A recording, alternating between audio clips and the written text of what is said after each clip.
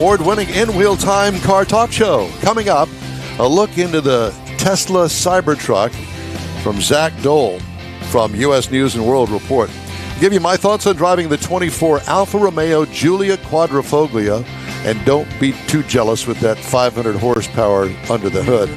Jeff has this week's Motor Minute. We got that and more coming up on this segment of the In-Wheel Time Car Talk Show. Howdy, along with Mike out of this world Mars. We always need more Jeff Zekin. I'm Don Armstrong. Glad you could join us today. David Ainsley, our chief engineer, is at home and David. in bed. Wake up, David. It's time for you to get up. Go, boy. So it's been an interesting week. I've been working mornings at the TV station this week, so had the afternoons off and did a lot of thinking. We got word that Autorama wants us back again. Woohoo! And so we were talking about what we were going to do for Autorama this year. Autorama, for those that don't know, is a Thanksgiving week tradition in this town and has been since its inception, really. 59 years? Yes, a long time. A long time. I remember going to it when it was over at the old convention center, and it was a lot different then than it is now, or vice versa. And we'll see the usual suspects there. I'm sure we will. Yeah. Yep. So at any rate, let's just get right on with the show and talk to Zach Dole. Zach, good morning to you. U.S. News and World Report. We like you guys. Oh, good morning, guys. Thanks for having me. Yeah, thank you for joining us this morning. Let's see, it's 11 o'clock over there on the East Coast, eh?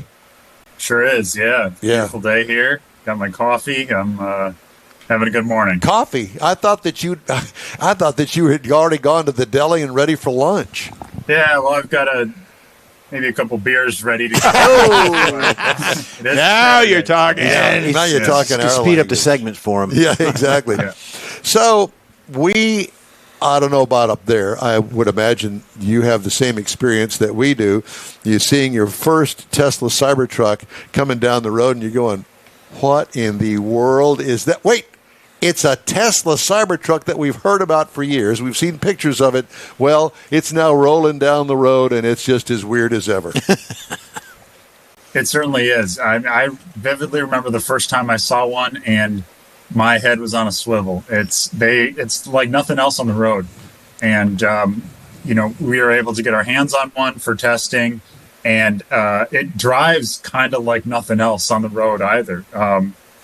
It is big. I mean, it's absolutely full-size truck, crew cab, long bed, big. But the interesting thing is it feels smaller on the road. It's got four-wheel steering. At least these well-optioned early models do. And it pivots around turns. Well, I have to tell you that it does not look all that big. It certainly doesn't look like it could compare to the Ford F-150 because of the shape of the body that kind of goes all the way back to the tail end. You don't see the bed back there. Right. Yeah. I mean, I've talked to people who didn't realize it was a pickup truck.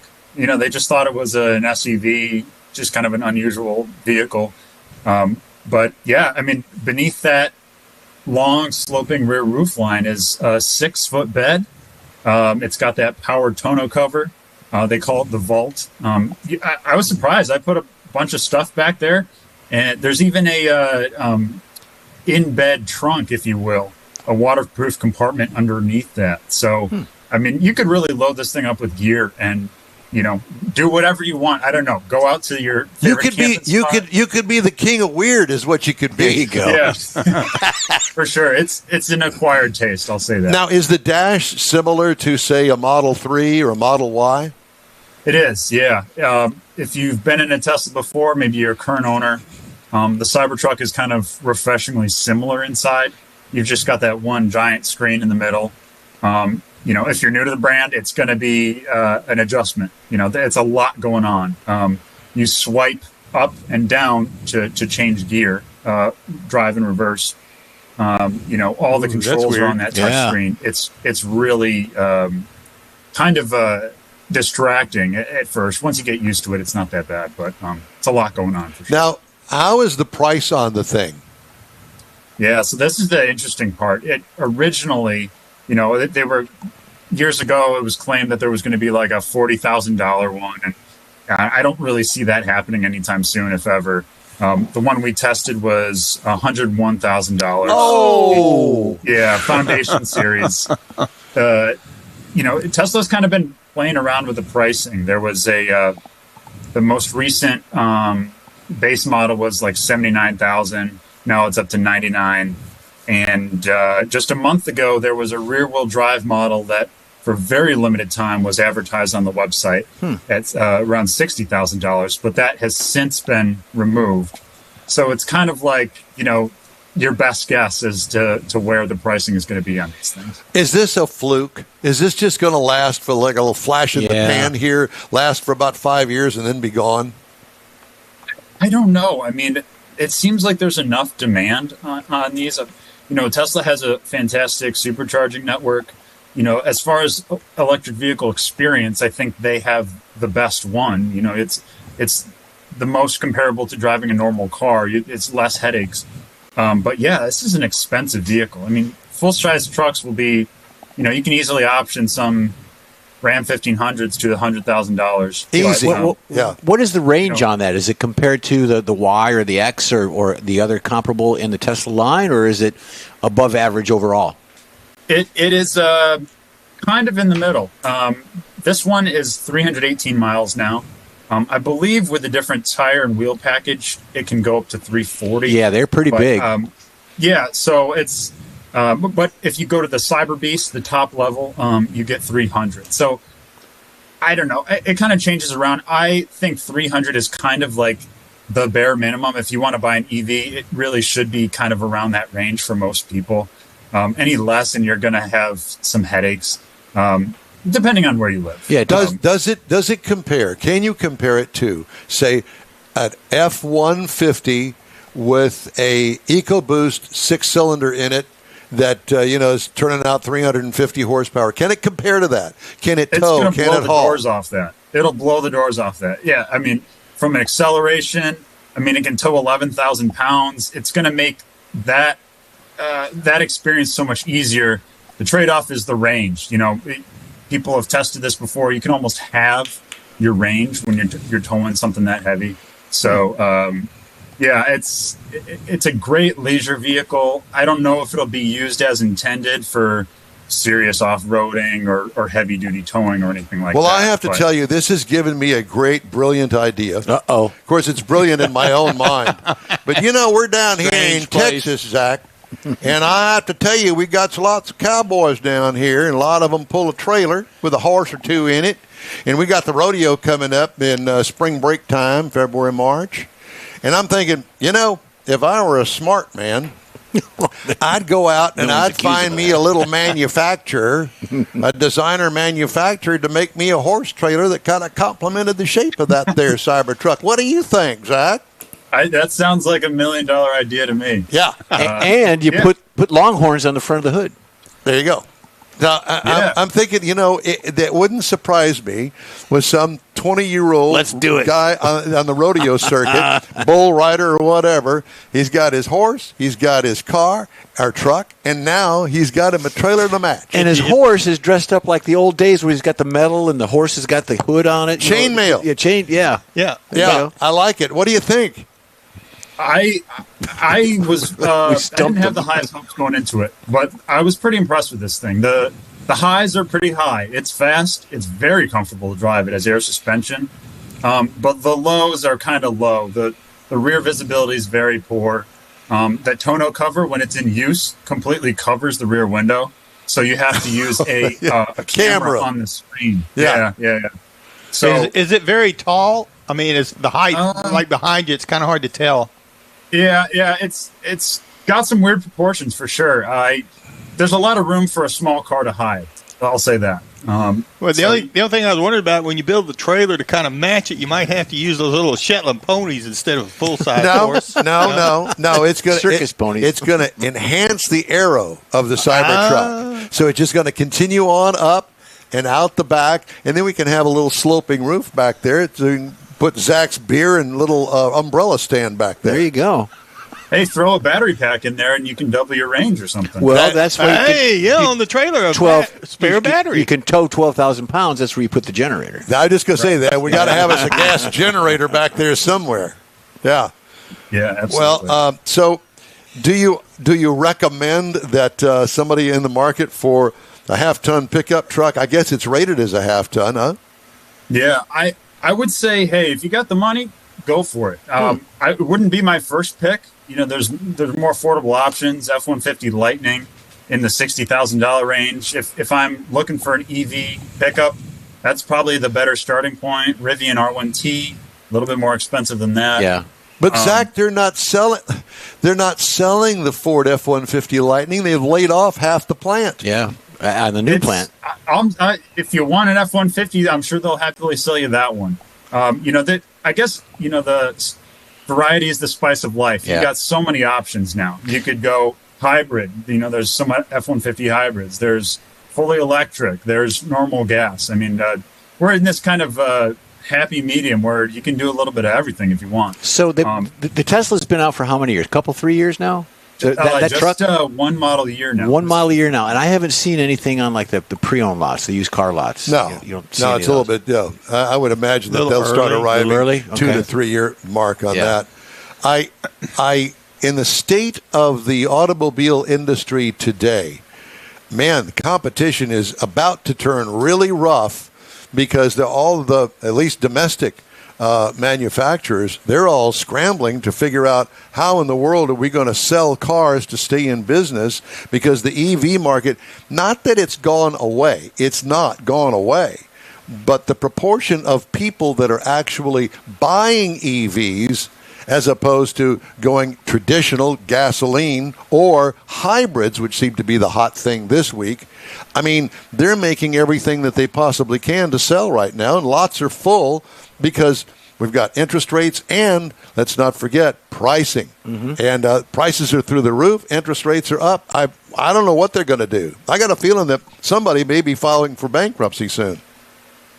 It's definitely an interesting time. I think everyone who wanted one has one now, as far as an EV goes. So you've just got this catch-up period where automakers are shifting their plans, maybe dialing it back a little bit, as we've seen at some manufacturers. It's going to take some time. I think there's still a big demand for EVs. It just has softened, and you're going to see a slowing of the transition. Who is the buyer for the Tesla Cybertruck?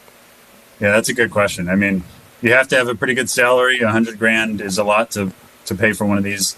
I think it's more of a leisure vehicle, like a lifestyle vehicle. You like the appearance.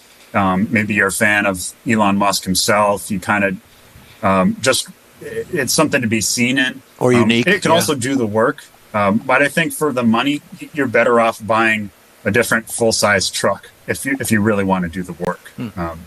So yeah, it's kind of like being seen in a sports car. Novelty. This is absolutely a vehicle to be seen in. I passed several of them around the city of Houston. We have these massive Amazon warehouses, and I know that you've seen the vans. And I'm thinking, okay, well, here comes one around the corner. I want to stop the driver and say, so do you have to take it back before the load is completely delivered to recharge it? Then I started thinking, no, wait a minute. If they're getting 300 miles on a charge, and they're basically working a neighborhood, a zip code or zip codes, I would imagine that they probably don't have to take it back to recharge. Am I correct? Yeah, I mean, I can't speak to that Rivian in particular, but I mean, EVs are kind of the ideal last mile delivery vehicle. I mean, it's a lot of slow stop and go, a lot of idle time, and there's no gas to burn. So EVs are actually very good in this sort of last mile situation. I hope we see more of them making it to that into that role. But yeah, it's 300 miles will get you very far if you only have a 20-mile delivery radius, but you're just doing it all day long. Yeah, all I can think of is the Postal Service, is getting ready to come out with a delivery vehicle that's supposedly at least comparable to being able to go all electric. And I would imagine that would play a role into that. And I don't mean to go off the subject here, but I'm thinking Tesla Cybertruck. Okay, I want to go from Houston to Dallas. I know that it's 250 miles. I know that I'm going to stop halfway at the big Buc-ee's. Are you familiar with Buc-ee's? Oh, absolutely. Got to do Buc-ee's. Okay, so we stop halfway. We charge it at Buc-ee's. That'll get me into Dallas to the hotel or wherever I'm going to go in Dallas. Plug it up overnight. I'm good to go. I think it really is getting used to the idea of not panicking like I did when I got my first half dozen EVs, then going, oh my God, I've only got half a charge left. I'm not going to make it. What am I going to do? Now I'm using the 110 outlet here at the house, and every time I get home, plug it in. It's not that difficult. As long as I don't panic, I'm all right. Exactly. Yeah, I think the more we get used to it, the lower the anxiety comes down. Just that, having just an outlet at home, you can plug it up and trickle charge it for a few hours and get enough range to kind of keep you going. I think the range anxiety is becoming less and less of an issue, especially as these ranges keep getting better. Zach, do I have to subscribe to U.S. News and World Report to be able to get the information that you've put together on the Cybertruck? Absolutely not. You're welcome to. We'll give you send you emails with our latest content. It's actually a really nice thing to have. But just go to cars.usnews.com and it's free. You can check out all of our reviews, including our Cybertruck. It is a pleasure, honor, and a lot of fun to talk to you when we get a chance. And so be sure and let us know when you've got another vehicle to review, and let's get you on. Absolutely. Thanks for having me, guys. Thank you. Enjoy those beers, by the way. There you go. Zach Dole, he's with U.S. News and World Report. Hey, you can catch the In-Wheel Time Car Talk Show 24/7. Through the iHeartRadio app. Just look for In-Wheel Time Car Talk. We also video stream our live 2-hour weekly show on Facebook, YouTube, and InWheelTime.com, and podcasts. Ooh. They're available from your favorite podcast provider. The In-Wheel Time Car Talk Show continues right after this break. The original group of Lupe Tortilla restaurants will have you telling your family and friends just what the original recipe means when it comes to the best fajitas in Southeast Texas. Founder Stan Holt invites you to visit the first Lupe Tortilla near I-10 and Highway 6. Here is the original house that inspired the design of all the rest and the original charm that helped make Lupe Tortilla the go-to destination for Houston Tex-Mex. Nothing can compete with the original lime pepper marinade that everyone will agree makes Lupe Tortilla award-winning beef fajitas the best anywhere. Lupe Tortilla Katie's another location that gives you the same quality and service Houstonians have come to expect at Lupe's. It's located on 99 the Grand Parkway at Kingsland Boulevard in Katy. Find yourself in Aggieland? Head to the Lupe Tortilla in College Station. Located just around the corner from Kyle Field, it's a great place to enjoy those famous frozen margaritas before or after the game. Going to Louisiana? The Lupe Tortilla in Beaumont is on I-10, so you can't miss it. The original group of Lupe Tortilla restaurants has the best Tex-Mex anywhere, and you're invited anytime. Your car is a direct reflection of you, so don't be satisfied with color fade or a dingy, dull appearance. Get rid of those terrible automated car wash scratches. Gulf Coast Auto Shield is your Save the Paint company. John Gray and his team of detailing experts can help your cars finish without a full repaint. Searching for the real experts in window tint or windshield protection? Gulf Coast Auto Shield. Dash cams, radar detectors? Gulf Coast Auto Shield. Got a new car? Get that thing protected as soon as you take delivery. If you don't know which of the multitude of protection products to go with, John Gray will give you an honest opinion and won't sell you something you don't need or can't afford. John will help you understand the many options and pricing right on the spot. He's your guy to have your ride looking its best and protected too. See the state-of-the-art shop yourself. Free tours anytime. Gulf Coast Auto Shield is easy to get to, located just south of the Southwest Freeway on the Sam Houston Parkway.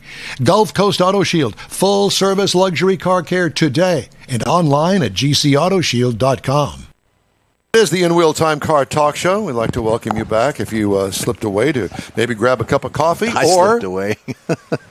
I slipped away for a minute. Did you? Yeah. In your mind? Yeah. Uh-huh. Okay. Trees. You should see it. Can only imagine. I know. Jeff's Motor Minute. And Jeff got a little idea and thought, well, this is a good thing. And when you told me what it was about, I'm going, there are guys like myself that like to keep some things original to the car. And they'll want to go in there and rip out the entire interior. Most guys do, yeah. And, they've got something special, and they want to keep it, but it's worn. Well, what are you going to do? Take it to the upholstery shop. Okay, so what do you do if it's got an insert in it? Usually it's leather sides, leather back, and then it's got maybe a cloth or some Alcantara insert in the middle. Somewhere on that seat. Yeah. Yep, absolutely. So, friend of the show, Bruce, he won a Chili Pepper Trophy over at Lupe Tortilla. He's got an 04 C5 Corvette, a pretty car. He's wanting to replace the insert, like you said. Bruce is sent away for the build sheet, and he's got his window sticker, the original window sticker. He paid for all that to keep it original, like you said, but it's tattered. The insert's tattered. He wants to get it. The car is a commemorative edition for the interior, but with the commemorative edition, there's different styles, different textures, different colors. How does one go about finding that for that particular car? Yeah. He's researched. He's gone to dealerships. He's written to General Motors. He's called people that he knows. He's come to us to help him find that. I don't have an answer, but someone out there does. They can contact either Mike or myself, Jeff at InWheelTime.com or info at InWheelTime.com for Mike, and we'll try to get Bruce an answer for that. But in the meantime, he's going to keep looking. He wants to keep it original, and evidently there's a palette of that out there, but he just can't find out who's got the palette. Well, I will tell you that I'm a member of a Facebook group called C5 Corvette. And I'm sure he's got a lot of, And I love when guys post a question on there. They're stuck doing something. They've got a problem with the engine or the transmission or anything, interior parts. And there's always a bunch, and I mean a bunch, mostly about a 25-person response to whatever question you pose. And it's truly amazing. Some of these guys know that car inside and out. One of them was having trouble getting it into gear. And it's the slush boxes in the back of the thing. Yeah. And one guy said, well, it's the clutch. And I can tell you, a clutch problem does kind of mimic the problem this guy's having with his gear shifter. And the other guy said, well, get rid of that Hurst shifter that you got in there and go with this shifter. Or it's a problem in the back where the actual transmission and clutch are. So there's all of these experts that are on there, and maybe Ideas. somebody will have the name of the company that made those inserts. Yeah, and well, the bottom line is if he can't do it, and he wants to get it done because there's more car show seasons coming up, and Bruce attends the Autorama. He's with the Chevrolet Club and things. He's been out there before showing his car. If he can't do it, he's probably going to have to go to a aftermarket sort of insert for that. We don't want him to do that, so help us out. Give us some information. We'll pass it on to Bruce. Thank you, buddy. Thank you. Time now for this hour's car review. I got to drive the 2024 Alfa Romeo Giulia Quadrifoglio rear-wheel drive. You can also get it in all-wheel drive. Available trim levels include Veloce, Competizione, Quadrifoglio, Quadrifoglio with carbon, and Quadrifoglio 100th anniversary. This is a mid-size sedan. I had the Quadrifoglio rear-wheel drive. Seats 5 people. All new in 2017 with updates for 2024. I'm going to tell you about the little emblem that's on the side of the car. Oh, yeah, you said that. Yeah, it's a 4-leaf clover. And you're going to go, what? It's Italian. What is a 4-leaf clover doing on there? I'm going to tell you about that in a minute. New front and rear lighting on the 24 model. Sexy, fast-looking shape with rounded, creased hood lines. Triangle grille grows on you with a large lower vertical opening. Unremarkable rear end styling, which was kind of disappointing because I was thinking, well, this is going to be looking really good in the back end too. Not so much, kind of blends in with every other SUV out there. Dual exhaust and lower black valance. Overall, exterior styling gets an A+. Paint is magnificent on this car. What could use improvement? A more distinctive rear end. Interior highlights include new, larger infotainment screen, now 12.3 inches. Pretty easy to use, too. High bolstered manual front seats, and these cost more. Wow. Because they have a carbon fiber back on the things, but I was kind of surprised that they were manual seats. Thought, what in the world? No electric? Nope. Straightforward AC controls and other controls as well. High quality, racy layout, not your mother-in-law's favorite. Cargo trunk room, adequate. What I liked, you know that you're in something special and different. And it's good looking, and I had lots of compliments on it, and everybody liked the car, which kind of surprised me, to be honest with you. What could use improvement? A little more rear seat legroom. Here's the good part. Ready? Yep. 2.9-liter V6 twin turbo. Whoa. With 2.9. a 2.9 liter. itty-bitty, teeny tiny 2.9-liter V6 with twin turbos, 505 horsepower, 443 pound-feet of torque, 8-speed automatic transmission with big paddle shifters on it. This is a race car. Miles per gallon rated at 17 city, 25 highway for a combined at 20. Believe it or not, yours truly got 23.3 Wow. over 367.8 miles. This car does 0 to 60 in 5.4 seconds. It's pretty badass. I don't know what else to say about it. Ride and handling, if you know, you know. It's a hot rod. It will remind you of pulling out on the driveway and just letting it rip. Sign in the drive. Yep. We could use improvement. Nothing. Give me more. Price. Wow. Pricing on this is, well, dancing with the devil is the note that I made to myself here to tell you about it. Reminds me of the very last Holden-built GTO with the Corvette motor. Does that make sense to you? Yeah. The last GTO. Outrageous. It was bad to the bone. Base trim price, $81,370. Ooh. Prices tested, $91,415. Like I said, dancing with the devil. Mm-hmm. Base model price, $41,690. Let's put it up against the Audi A4, $41,900. The BMW 3 Series, $44,500. The Mercedes-Benz C-Class, $46,950. Those are the starting prices. Now, all of those cars have a hopped-up, bad-to-the-bone, street rod level to them. I hear you. I would But imagine they're not Italian. they're not Italian. I can't do the Italian Italian like from Niederville. It's from Italian. Oh, chicken parmesan. That's it. This is one bad to the bone car. I hope that you get a chance to get it. You'll probably have a wreck in it with your on-ramp acceleration What? test. That car is just... I feel empty. You didn't tell us about the four-leaf clover. Here's the four-leaf clover story. Okay. Alfa Romeo's four-leaf clover, or quadrifoglio in Italian, is a symbol of luck and performance that originated in 1993. This is from Google. Story goes that Alfa Romeo driver Ugo Savocci was superstitious and often finished in second place, earning him the nickname L'Eterno Secondo, or the Eternal Second. Before the 1923 Targa Florio race, Savocci painted a green four-leaf clover on a white diamond on the side of his Alfa Romeo RL in hopes of bringing himself good luck. Savocci won the race, and the clover became a tradition that continues today. The clover has helped spectators identify Savocci's car on the dusty roads of the early 1900s. Wow. He died in a car accident a few months later while test driving a vehicle without the clover.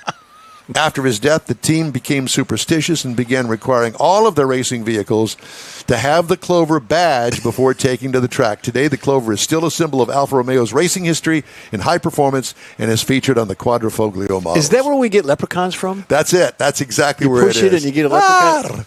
Meat. It's that leprechaun. Anyway, I thought that was an interesting That story. was, yeah. All right. Hey, if you'd like to get in touch with us, shoot us an email. The address is info@nwheeltime.com. Back on the N-Wheel Time Car Talk Show after this break. Pro-Am Auto Accessories has been serving Houston's auto enthusiasts since 1984, providing world-class products for sports cars, European sedans, and American muscle. Pro-Am is known as the place to go to find exclusive and hard-to-find parts and accessories. Pro-Am is one of the very first distributors in the USA for brands such as Recaro, Redline, Momo, Corbo, and Simpson. Located in the heart of Houston's premier retail and service corridor, the Galleria area, Pro-Am's walk-in storefront includes an 8,000-square-foot warehouse, showroom, and installation bays. Pro-Am not only sells parts and accessories, but also offers installation and service. Pro-Am is now reaching a worldwide audience through Pro-Am.com, taking its local reputation to the rest of the world. At Pro-Am Auto, you'll be dealing with a small group of professionals who truly want to help you with your automotive needs. If you don't see what you're looking for on the website, call and Pro-Am will lend you a hand. Pro-Am Auto, 6125 Richmond at Green Ridge in Houston's Galleria area. Call them at 713-781-7755. The award-winning In Wheel Time Car Talk Show brings you great guest interviews each week from manufacturers and suppliers to the aftermarket, racers, enthusiasts, and other friends just like you and me who love to talk about all things automotive. The In Wheel Time Car Talk Show takes it to the road, too, with remotes at Tailpipes and Tacos, Woody's Waterfront Car Show, and the Hemi Hideout. In Wheel Time's live video and audio stream can be found on the iHeartRadio app, YouTube, Facebook, and InWheelTime.com every Saturday, 10 a.m. to noon Central Time, or grab a podcast anytime from your favorite podcast provider.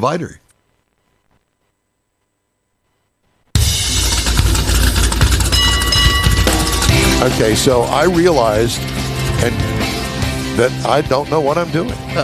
Well, or It's not the or first time. You don't know what I'm doing. Well, and that's where I was going to go with that. I don't know what he is doing. Hey, I beat you to it this time, though. Yeah, you did. This is the world's favorite place to go for fun, informative, or uninformative car talk. It's the In Wheel Time Car Talk Show. Just ahead, special feature on how much the tech in your car costs you time and money. Oh, no. Later, Jeff has the racing calendar. Mars has This Week in Auto History, and I'll get you caught up on the stories making headlines. Howdy, along with Mike Out of This World Mars. We always need more Jeff Zekin, our chief engineer, Sleepy David Ainsley. Sleepy Dave. I'm Don Armstrong. Glad you could join us. So, Mr. Mars, the question is that Mr. Mars told me one thing, but he's telling me something else. No, I've double checked, and so we have an option here. Uh-huh. So we could. Well, she's here. Let's That's what I was going to say. We could go ahead and do her, and then Yeah. Could you put it another way? Let's can we talk go to her. ahead and interview our next guest? Sure. Divya. She heard that. I'm I know, afraid. and Yeah, I she hope did. that you have a. Yeah, she does have a smile on her face. So, Mr. Mars told me that we were going to have you as our guest at 11 a.m. Central Time. Well, it's not 11 a.m. It's 10:30 a.m. Central Time, and you're on the East Coast, are you not? Yes. So it's 11:30 a.m. Eastern time. So Technically, he's I right. guess Michael is on time for me. Either that, or he's completely wrong, and we're going to go with that. Theoretically. Theoretically. Oh, now he's showing me his calendar. No, I don't want to. Don't look dun. at that. Don't look at that calendar. I know, I burned my eyes. I know that. Divya, how are you? Lending Tree, Insurance Site Value, Penguin. We love to have you on.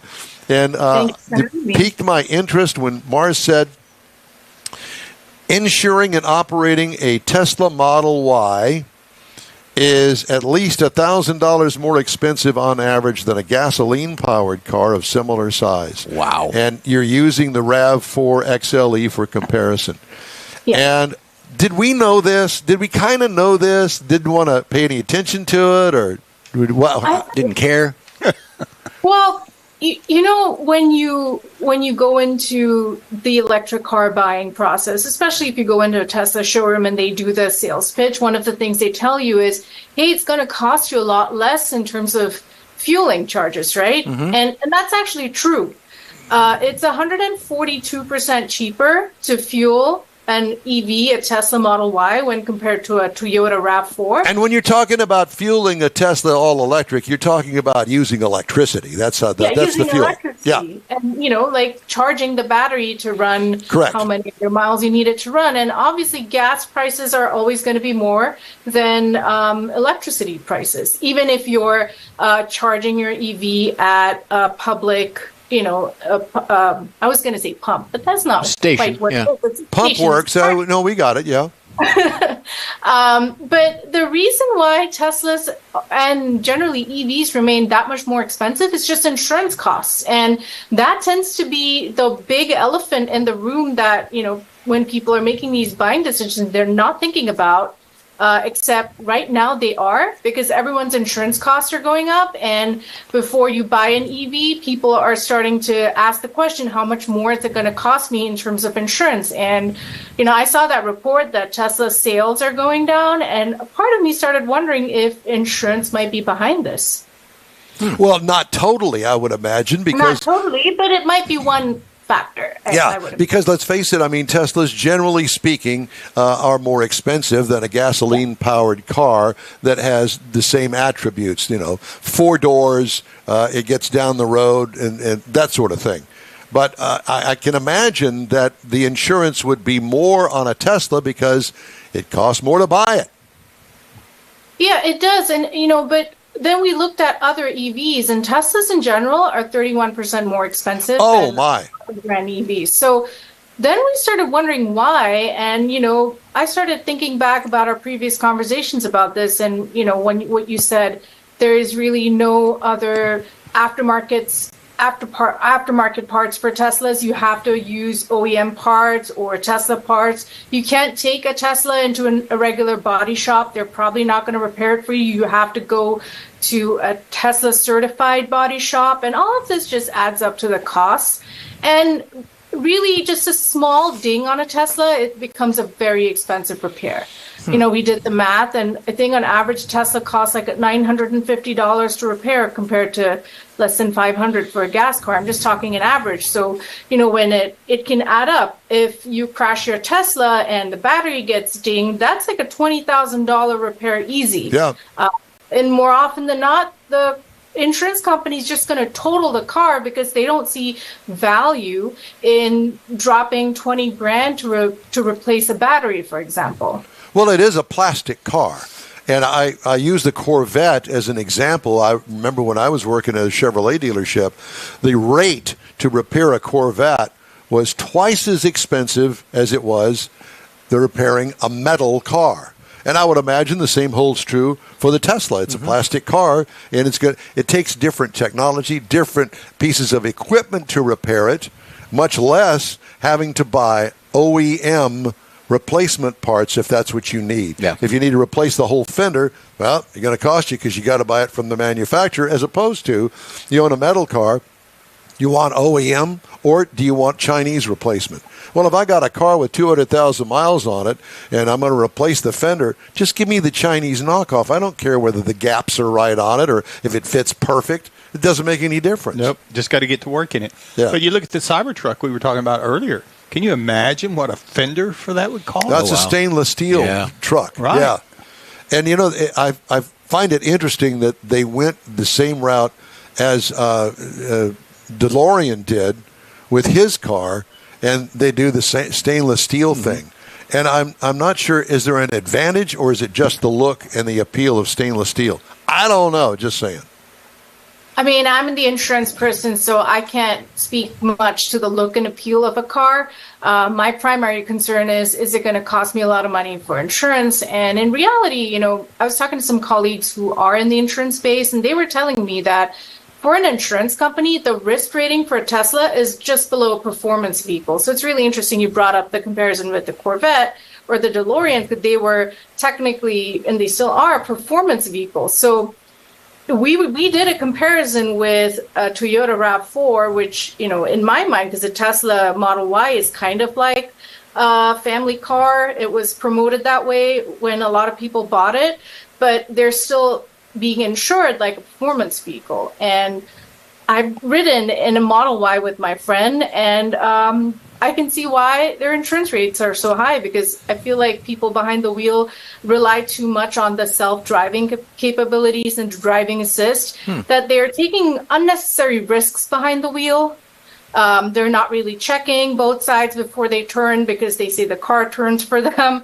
I've seen a couple of people asleep behind the wheels of their Teslas. So, there is a factor of the car being more expensive to repair, it just being insanely powerful, and people taking unnecessary risks behind the wheel. And all of this is combining to make insurance for Teslas really expensive. And, I think as more people get aware of it, they may start thinking about whether it's worth it. What kind of car do you drive? A Honda. A Honda. What kind of a Honda? You got a CRV, and it's amazing.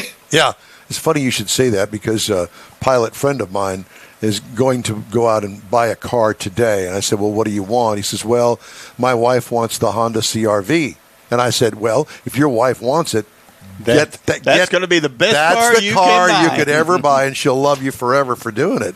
And he least says, a well, what do week. you think about the Honda CRV? I said, well, I don't get very many Hondas to drive, but my experience from years ago, we had a Honda, absolutely loved it, but it was expensive to maintain.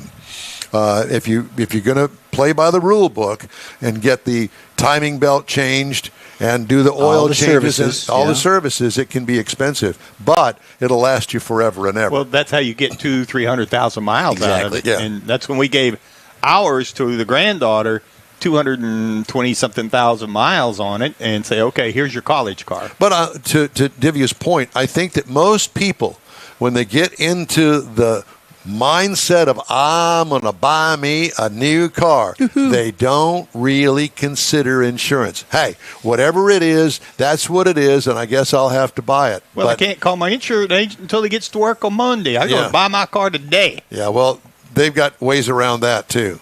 So you're right, Divya. I think that it's something that everybody, especially now in today's environment, with the price of cars as high as they are, that's something if you're going to go buy any kind of car, whether it's new or used, really need to check on the insurance. Now, for me in the Corvette, I don't put enough miles on it to buy regular standard insurance. So I get the lowest rate I possibly can get. And, I put less than 3,000 miles a year on the car. So I'm rewarded with that and the fact that I'm old. Well, here's the thing, right? When you're buying That's a fact. performance vehicle like a Corvette or any of those fancy cars, an Alfa Romeo, you're probably not going to make that your main car for commuting. Right. This is going to be your fun driving vehicle. But a lot of people who are buying Teslas right now, they're using that as their main commuting car. And given that Teslas also have such a decent range, you're probably going to be driving more.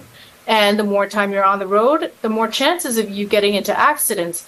Heck, my Uber Eats delivery driver is now driving a Model Y. And, I'm just thinking about the number of miles he's putting on that car. It probably makes a lot of sense for him because, it's an electric. He has to do a lot of pickups and drops, and he doesn't need to go refuel it every time. But given the number of miles this person has to drive, he's definitely putting himself at more risk of getting into a crash. Well, So- my daughter just bought a Model 3, brand new, and I have yet to ask her, and I don't want to, and not that she would be totally honest with me. Probably listening. But I doubt it. But I will say that, that knowing what you're telling me here, she's paying a premium to drive that brand new Model 3. And so then the question we should be asking ourselves when we're making these purchasing decisions is, are the savings we're getting out of the gas aspect worth it when we factor in the insurance? And so I guess the bottom line is if you're going to buy a car, really any kind of a car, but in our case that we're talking about Teslas and comparing them to RAV4s, do the comparison with the insurance as well. Yeah, that's a very important part of the puzzle. So And what honestly, do you do? Do you call your insurance agent and say what? You just call them up and say, hey, so I'm thinking about buying this car. How much will it cost me? And your insurance agent will know your driver profile because you've been working with them. So they'll say, yeah, for you, with your driving profile, this is how much you're going to get. They'll probably, if you work with an independent agent, they're probably going to give you a quote for 2 or 3 companies. If you're a veteran, then, you have the amazing ability to get insurance from USAA, and they're often some of the cheapest of insurers for all kinds of cars. So you might get a good deal from them. But the reality is you need to shop around for insurance before you make any decisions to buy a bigger car, an EV, Cybertruck, whatever vehicle catches your fancy. You need to do your homework, especially if you plan to use it as your primary vehicle. Good advice. Yeah. Now, Don mentioned his daughter in Colorado. Would her insurance, obviously, age is a big factor. The new car is a big factor. Is it regional as well, California versus Colorado versus East Coast? I mean, or does it depend on the independent agent? No, so your premiums are definitely going to vary by state. For example, if you live in Michigan, hey, you're going to be paying an arm and a leg for insurance. And, our analysis, we also found that people who live in Connecticut have to pay a really high premium for Model Ys. And if you look at our study, we actually rank the states, so you can see the cheapest and the most expensive. I believe Oregon is the only state where it's more expensive to operate a Toyota RAV4, and that's an outlier. In every other state, it's actually more expensive to operate a Model Y just because of insurance costs. So where can we find this information that you've so diligently dug up and put together for us? Absolutely. So you're more than welcome to read our report, and you can view it at www.com/Tesla-Toyota-study. And in it, we actually explain our findings and how we went about finding all of this information. And hopefully, this will help you if you're planning to buy a Tesla in the future, any EV in the future. And it's not to discourage you, but just to give you a little more insight into the costs of ownership. Absolutely. Divya, it's always a pleasure to talk to you. Thank you so much for joining us on this Saturday and sitting still and listening to all this drivel that we've got to put together in a show. So thank you again. It's great to talk to you. Take care of yourself, and we'll talk to you next time. Bye, Divya. Thank you. And your show's not drivel. I absolutely enjoy it. Well, thank you very much. We appreciate you very much. All right, we'll talk to you again soon. Hey, the In-Wheel Time Car Talk Show is available 24/7 through the iHeartRadio app. Look for In-Wheel Time Car Talk. We also video stream on Facebook, YouTube, and InWheelTime.com. Podcasts from your favorite podcast provider. The In-Wheel Time Car Talk Show continues right after this quick break. The original group of Lupe Tortilla restaurants will have you telling your family and friends just what the original recipe means when it comes to the best fajitas in Southeast Texas. Founder Stan Holt invites you to visit the first Lupe Tortilla near I-10 and Highway 6. Here is the original house that inspired the design of all the rest and the original charm that helped make Lupe Tortilla the go-to destination for Houston, Tex-Mex. Nothing can compete with the original lime pepper marinade that everyone will agree makes Lupe Tortilla award-winning beef fajitas the best anywhere. Lupe Tortilla Katie's another location that gives you the same quality and service Houstonians have come to expect at Lupe's.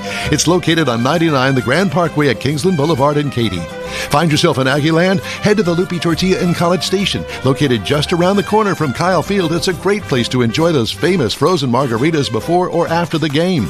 Going to Louisiana, the Lupe Tortilla in Beaumont is on I-10, so you can't miss it. The original group of Lupe Tortilla restaurants has the best Tex-Mex anywhere, and you're invited anytime.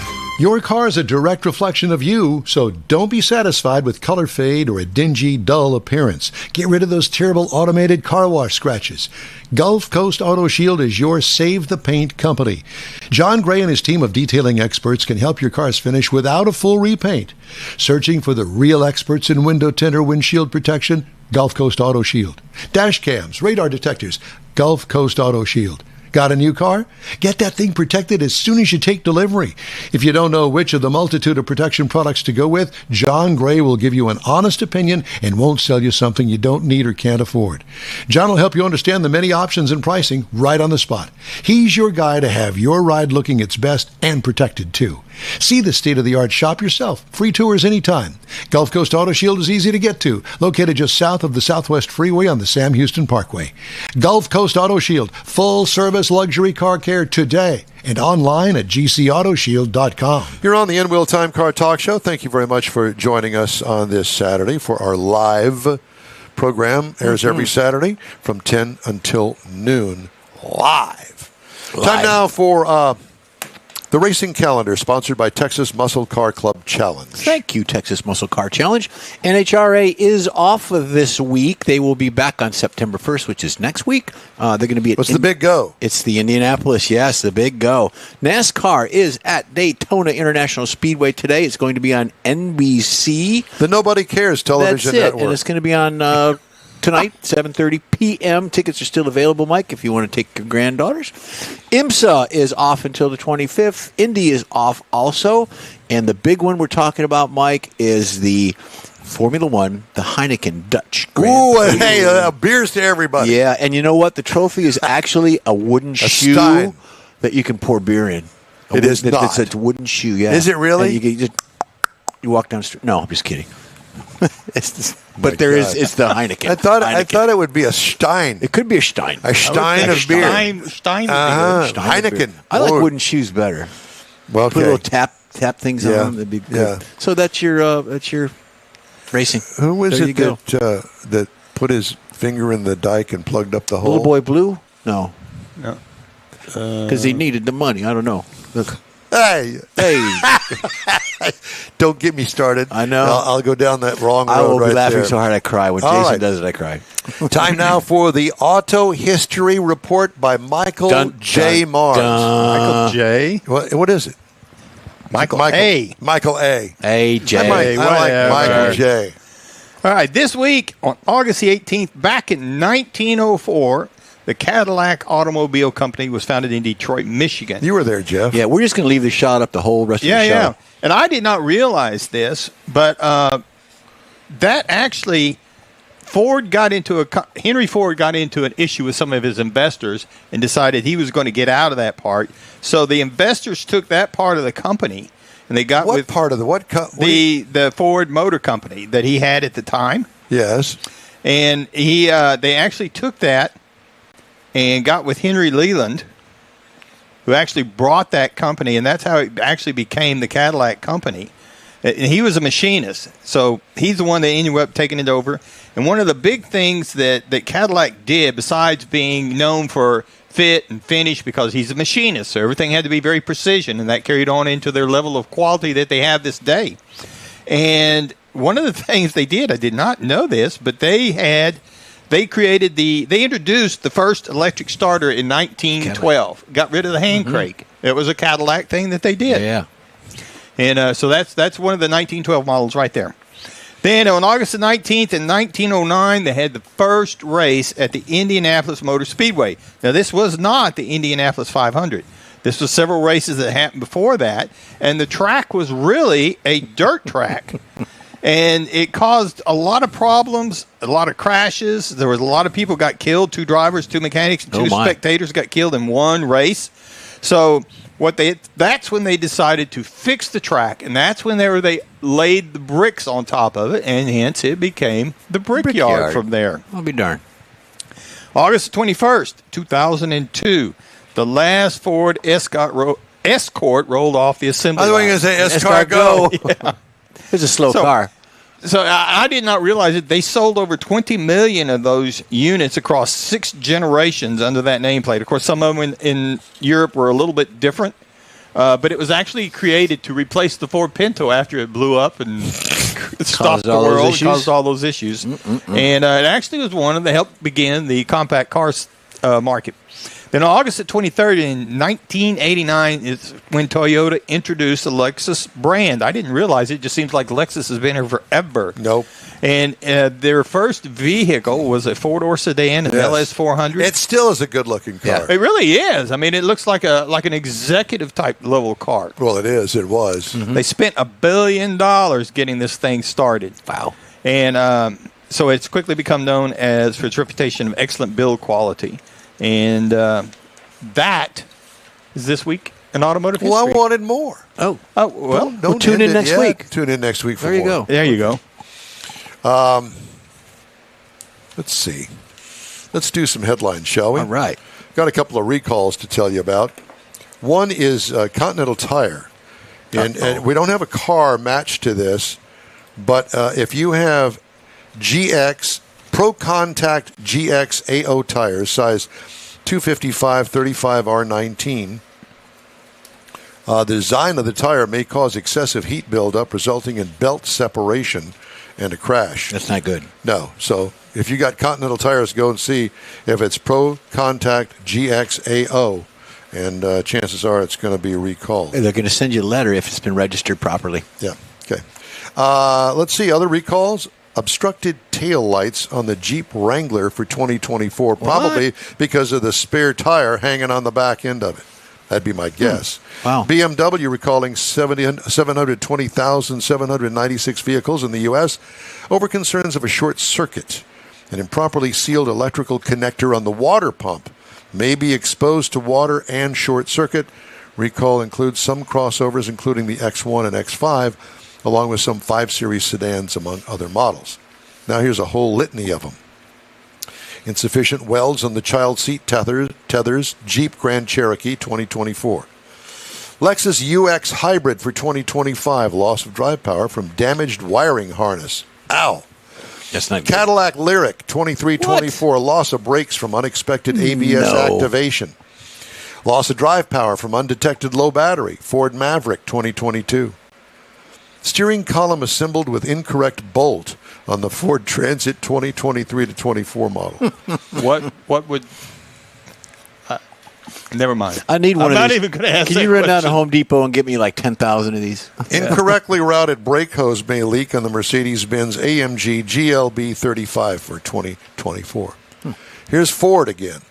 Ford Mustang 2024. Rear suspension knuckles may fail. Honey, I could be think a we problem. lost that tire that's going past the car here. Wouldn't they already? Windshield wiper motor may fail on the Ford Bronco Sport, Maverick, Mustang Mach-E 23-24 models. Power windows may pinch. Ford Ranger, Ford Lincoln Nautilus 24 model. Engine failure may cause a fire. Ford Explorer, or should we say Exploder, 2020 to 22 models. All of those are recalls. Thermal event. Ford, they want to sell cars, and for the most part, they build an affordable car. For the most part. But, dude, the recalls, are you serious? Who does this? Where is quality control here? That's Did they lay them off with all the other millions of people that they laid all off? the salary people are gone. Yeah. Golly, just every week it's a Ford something or another.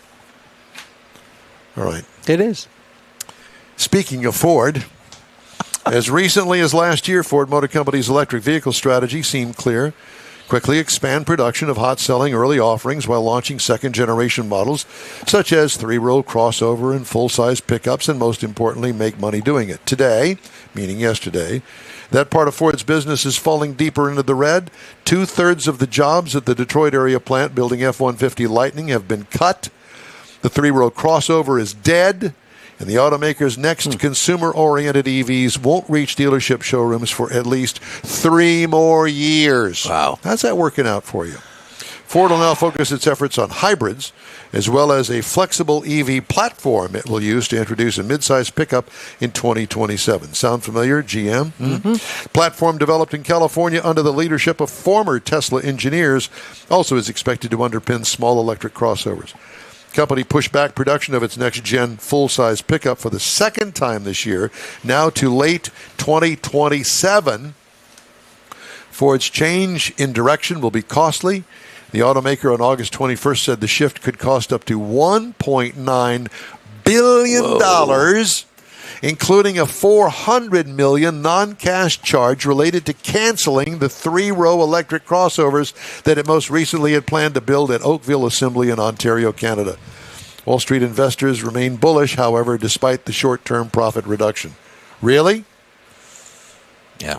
Ooh. You know, I don't understand it. I don't get it.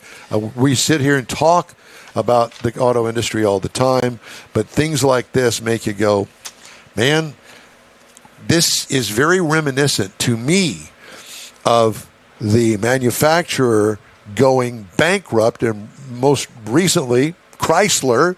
Remember, they had to have the government bail out, otherwise the company was going to go belly General up. Motors too. General, all of them. It keeps on going. It does, and part of the problem is because they are so big, and I'm going to relate this to the company I worked for. We sat down one time, we figured out that What company was that? the phone company. Southwestern Bell? That's where it started.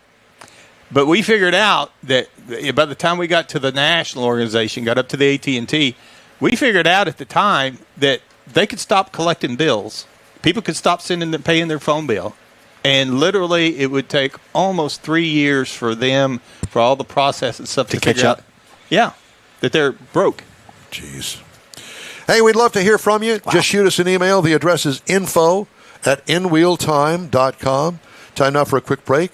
You're on the In Wheel Time Car Talk Show, streaming and podcasting around the planet. Look for us from your favorite podcast provider. Pro-Am Auto Accessories has been serving Houston's auto enthusiasts since 1984, providing world-class products for sports cars, European sedans, and American muscle. Pro-Am is known as the place to go to find exclusive and hard-to-find parts and accessories. Pro-Am is one of the very first distributors in the USA for brands such as Recaro, Redline, Momo, Corbo, and Simpson. Located in the heart of Houston's premier retail and service corridor, the Galleria area, Pro-Am's walk-in storefront includes an 8,000 square foot square-foot warehouse, showroom, and installation bays. Pro-Am not only sells parts and accessories, but also offers installation and service. Pro-Am is now reaching a worldwide audience through Pro-Am.com, taking its local reputation to the rest of the world. At Pro-Am Auto, you'll be dealing with a small group of professionals who truly want to help you with your automotive needs. If you don't see what you're looking for on the website, call and Pro-Am will lend you a hand. Pro-Am Auto, 6125 Richmond at Green Ridge in Houston's Galleria area. Call them at 713-781-7755. The award-winning In Will Time Car Talk Show brings you great guest interviews each week from manufacturers and suppliers to the aftermarket, racers, enthusiasts, and other friends just like you and me who love to talk about all things automotive. The In Will Time Car Talk Show takes it to the road, too, with remotes at Tailpipes and Tacos, Woody's Waterfront Car Show, and the Hemi Hideout. In Will Time's live video and audio stream can be found on the iHeartRadio app, YouTube, Facebook, and InWheelTime.com every Saturday, 10 a.m. to noon Central Time, or grab a podcast anytime from your favorite podcast provider. I'm so confused. I'm so confused. It's the In Wheel Time Car Talk Show coming up. Jeff has a feature of something. Yep. Oh, it's races that defined America. Mars reviews the 2024 Chevy Traverse. Did I get that right? Yes, sir. Here, watch it. It's going to turn out to be the 1959 Hudson Hornet. Blue. Jeff, let me give you a website. You can pull it up. Okay. Howdy, along with Mike. Confusing out of this world Mars. We need more Jeff Zekin. Sleepy Chief Engineer David Ainsley. David. Who was supposed to come over last weekend, did he? No. Stood him up again. Yep. I'm Don Armstrong. Glad you could join us on this Saturday for our live portion of the In Wheel Time Car Talk Show. And by the way, it is live every Saturday, or dead, but we try to do this live every Saturday from 10 until noon. And before we get into all this other stuff, I wanted to tell you that we have been accepted, I don't know why, To Harvard? to the Houston Autorama. Even better than Harvard. Harvard, yeah. So we're going to be back at Houston Autorama at Thanksgiving. George R. Brown. George R. Brown Convention Center. So we're excited about that. We were just talking about, okay, so what are we going to do for a car display? And then maybe adding some little extra nuggets to our little place there in the show field, as it were. Bigger and better. Bigger and better. Make it bigger and better, different, and have a good time. We'll expand the show live that weekend. We'll probably do 4 hours, I would imagine, from 10 to 2. I think that would be fair. We're going to promote the heck out of it and invite you to be a part of it. Invite you. Yeah, and we're going to give away some tickets. We're gonna do it upright. We're going to do it. I suggest like a nice minivan in the booth. Yeah. Hey, last weekend you did that special On Shaggin' Wagon. on the yeah. Shaggin' Wagon. Wouldn't that be great to find somebody that has a 1970 Shaggin' Wagon, all painted up, kind of like the A-Team kind of thing? Yeah. Or what's Carpet. the... Yeah. Oh, yeah, Scooby-Doo wagon. Scooby-Doo wagon. Yeah. Any of those. So if you've got an idea, we'd love to hear from you. info@inwheeltime.com. What do we put in the booth? I think what we need to do is leave it up to George Skelton. Let him come up with something. Let him supply it. He can go out there and do the research and find somebody that has a Shaggin' Wagon. That'd be great. Golly, I could do the voiceover for it. And we That's what I'm thinking. yeah. I don't want to hear it. Yeah, you do. Yeah. I get Colonel St. James, my buddy, and he and I could voice over the thing. Welcome to the Shaggin' Wagon. Oh, boy. That's exactly What? Get some flashing, get a disco ball. No. You get the aluminum tree light that go under the aluminum tree. The red, the blue, the green, and the yellow. And you put a lava lamp in there. Have to have lava man. lamp. Yeah. We can get a lava lamp. Shag Lots of big carpet. ashtrays. Yeah, some Goodyear white letters on Krager's spokes.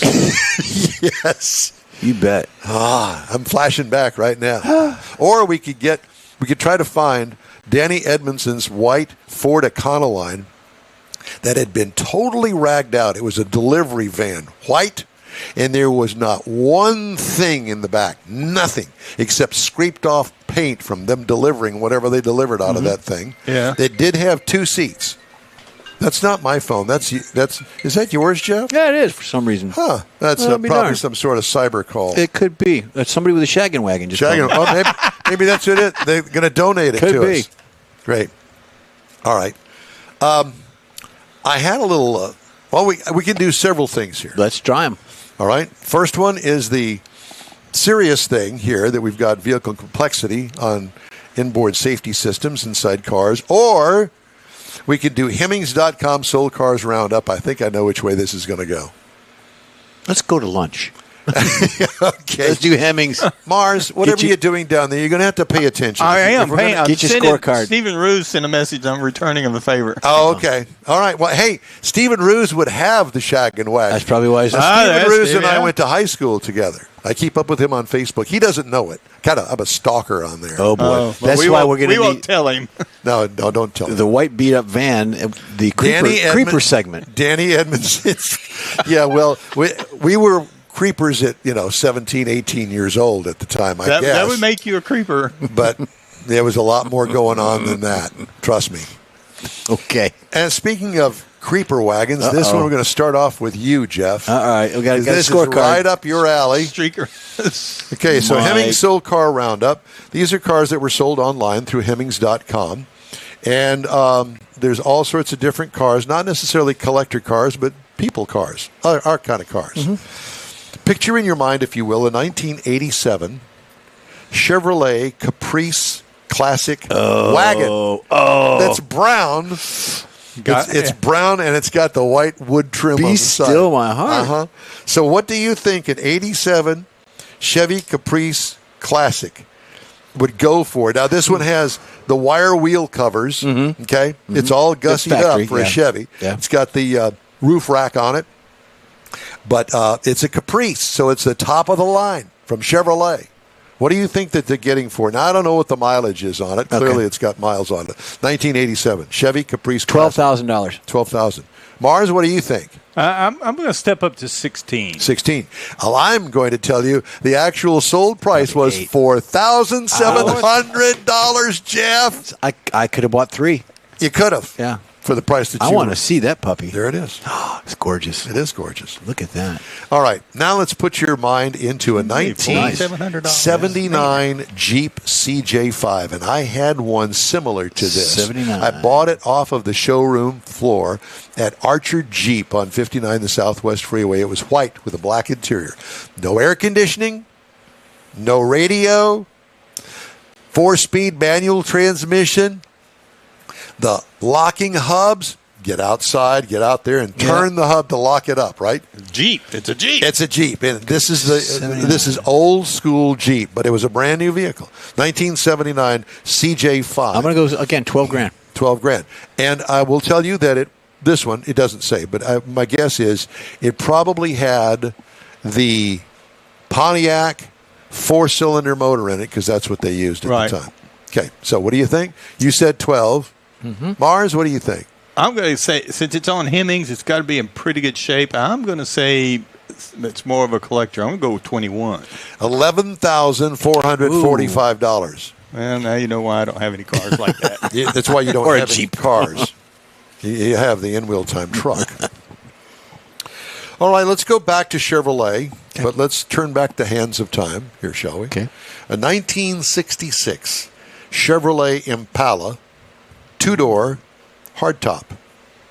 What do you think something like that would go for? Now, this one, I'm just going to give you a little bit of a hint.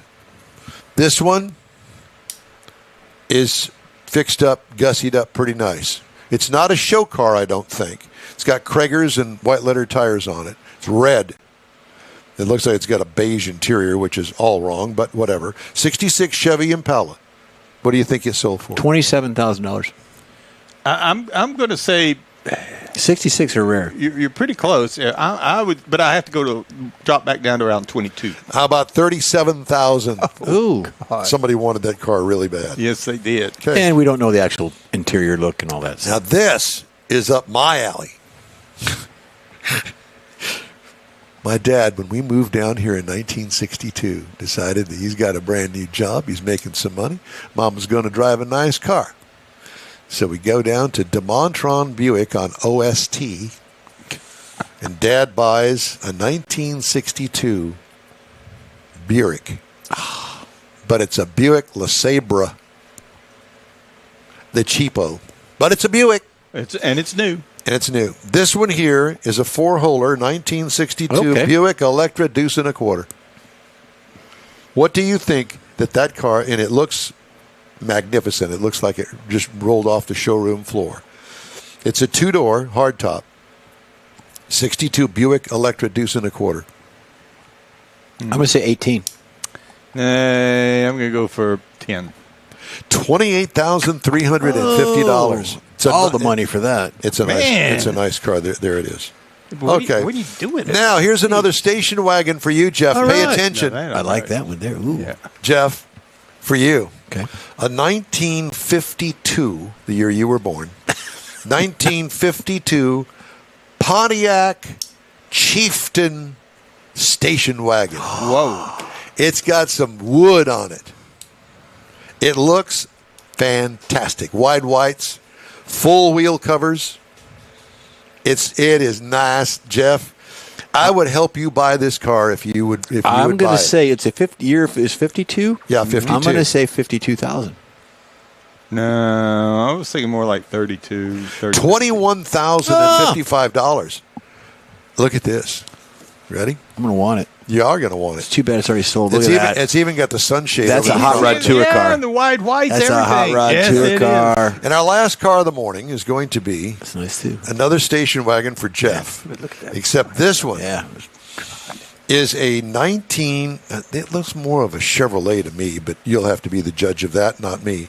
A 1996 Buick Roadmaster station wagon. I don't know why I got The it. last year Station of wagon. the wagons. 1996 Buick station wagon. What do you think it went for? I'm going to say $12,000. 12,000. Yeah, I was thinking 8. All right, $7,000. There you go. Finally got something close. Got close. There you go. Here it is. Oh yeah. You know what? It looks like the wall.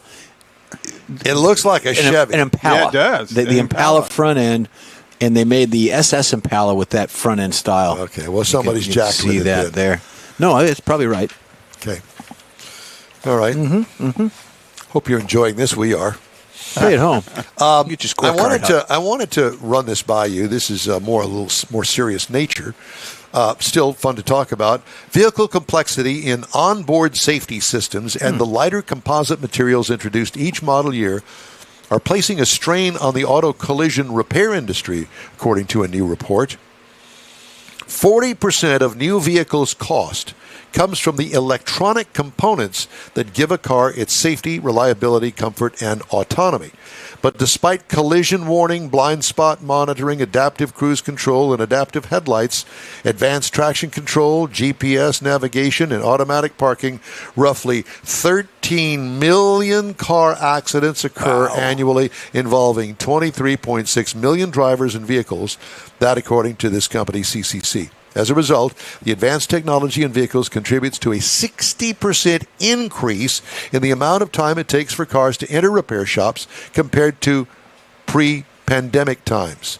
Kyle Krumloff, Director of Industry Analytics at CCC and co-author of the report, said the intricacy of vehicles is creating a new normal. Don't wreck your car because it's going to cost you out the wazoo. And don't ask me what the wazoo is. Well, It's based expensive, on whatever it is. electronics, is there a reason everything has to go through one mainframe in the car? Can't they have separate ones? Is there a cost? to Some of them got like 20 different computers. but so they you all gotta run tie through them the all- same head. Right, but you got to have them a place they can all communicate with each other. It's true. Yeah. Well, it's like the windshield. Dale Holquist got us going on that. Hey, Don, it's not just about buying a windshield anymore. No, Because yeah. now, with that stuff up there behind the rear view mirror, that you've got to have recalibrated to the car, which the car, it may be a Buick Century, but they're various and sundry differences within the Buick Century line, that stuff up there behind the rear view mirror has to be calibrated correctly. Exactly, and you're seeing that on those windshield commercials now where they talk about that. Yep. My first Cadillac, that happened. I had a windshield replaced, took it to a name brand place here in Houston, not going to say it. They cut the windshield out, but when they did that, they cut everything up in the headliner. Oh, no. I had to wait 3 weeks for a new headliner. Oh, my God. I had the new windshield, but I couldn't use any of the functions because they cut all the wires. Many vehicles can now connect it include back. automated driving functions. Most new vehicles equipped with level 1 or level 2 automation and safety features, such as automatic emergency braking. The growth of that technology in the past few years is staggering, rising from being in 25% of the vehicles in 2017 to an estimated 95% in 2023, according to the research. This is a story from Automotive News.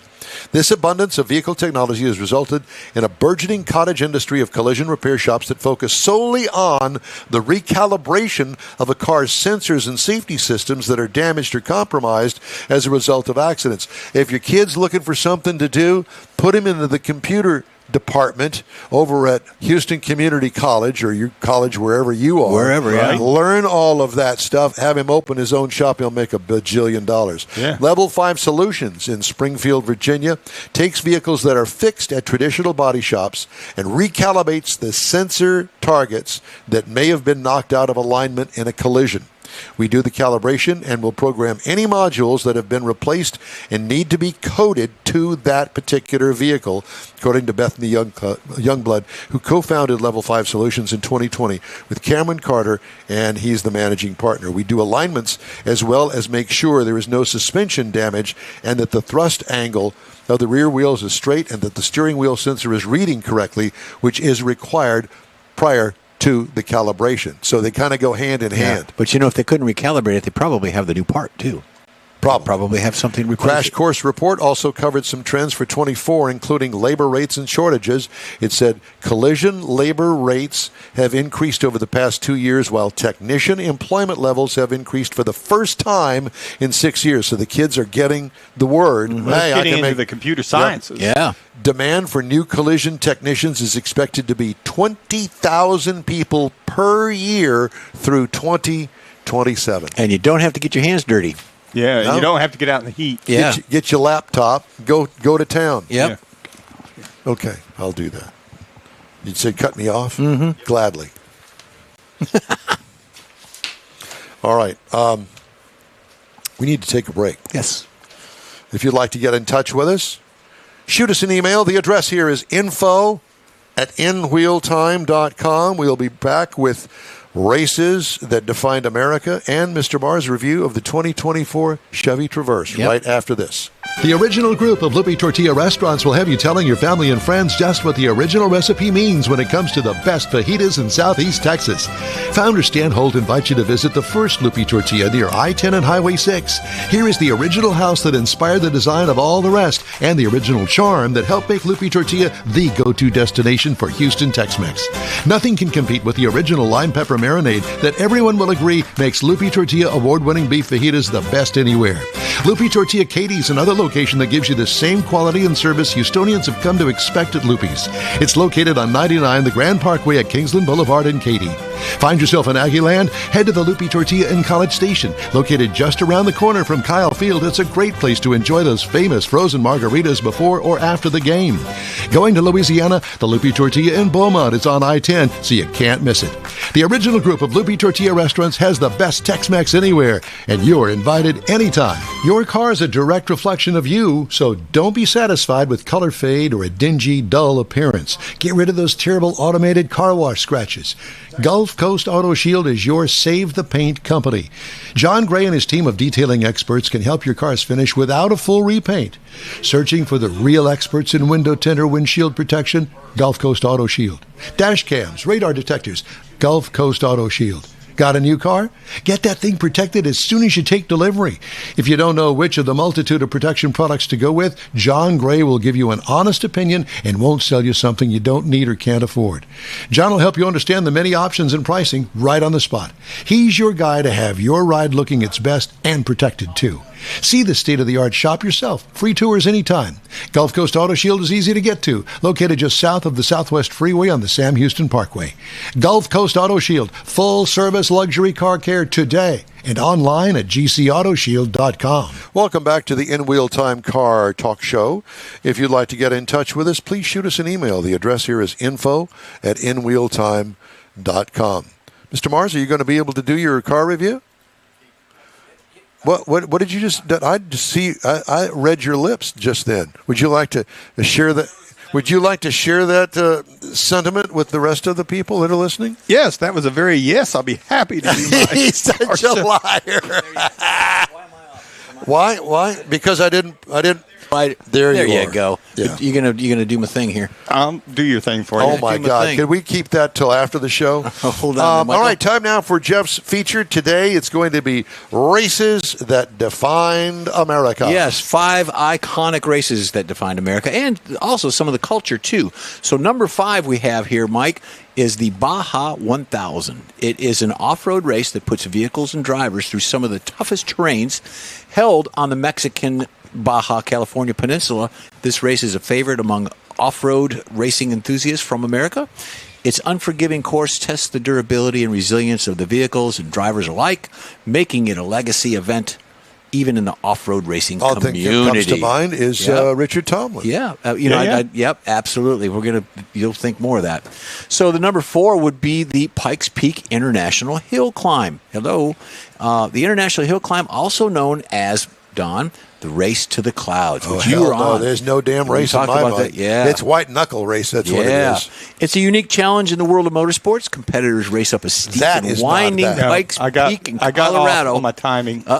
Facing the thinning air and the high altitudes, this race has been a proving ground for both conventional and electric vehicles, showcasing an evolving landscape of the automotive technology. So Mike went ahead, the 24 Hours of Le Mans, which is not very similar to San Leon, but we're going to get there. Le Mans. Le Mans. While not based in the U.S., the influence of the 24-hour race on American motorsports cannot be overstated. American teams and drivers have a long history of participation and success in this endurance race. If you remember the Ford GT40s, victory over Ferrari in the late 60s. That was Le Mans. Yeah, the tale of American ingenuity and rivalry, and still inspires automotive enthusiasts and professionals alike to this day. Then you got the Daytona 500. Woo-wee. Known as the Great American Race, the Daytona 500 in NASCAR, most prestigious event. Since its inception, Mike, in 1959, it's been held at the Daytona International Speedway in Florida. This race is synonymous with high-octane excitement and has been the most dramatic finishes in NASCAR history. Legends like Mr. Richard Petty, Dale Earnhardt, have carved their names into the annals of the Daytona 500 Can you history. say annals on the radio? You can say that 3 times. Last one, or the number 1 race, is the Indy 500. Of course. The Indy 500 is an iconic fixture in American motorsports, held annually at the Indianapolis Motor Speedway in Indiana. This race has been a staple since 1911. It's not just about speed, it's a test of endurance, strategy, sheer human and machine capability, Mike. The race's rich history and tradition of drinking milk in Victory Lane resonate deeply with fans nationwide. You know, the one race that comes to my mind, and I don't know why, I don't really know why, is a NASCAR race at Riverside, California. Oh, yeah. That road race at Riverside, California always sticks out on my mind. They had some horrific wrecks out there, but it was out basically in the countryside back in the day. And I don't know what, something attracted me to that. The Dale Earnhardt, the Richard Petty, all of those guys back there, the Buddy Bakers. Man, those They're all guys, famous drivers. You know? yeah, but they could tear that thing up. And you would think NASCAR, circle racing, nope, they kicked it out there on that road course. All right, time now for this hour's car review here on the In Wheel Time Car Talk Show. Mr. Mars has the 2024 Chevy Traverse. Yeah, it did. And I was really impressed with this vehicle, so I'm going to have to hit the highlights pretty quick. But it's the 24 Traverse RS all-wheel drive. By the way, and if I could interrupt here just for a moment, that picture that appears on there with you, that's when you actually had hair up in the front. and you kind of combed it back. I thought about going back to all the way back to where I used to have brown hair, but I thought that might be a you little don't bit need to too get much. out the dye bottle, but No, I got pictures of it. Okay, use that. Moving on in a review. So this is the third generation. It's redesigned for 20 and 24.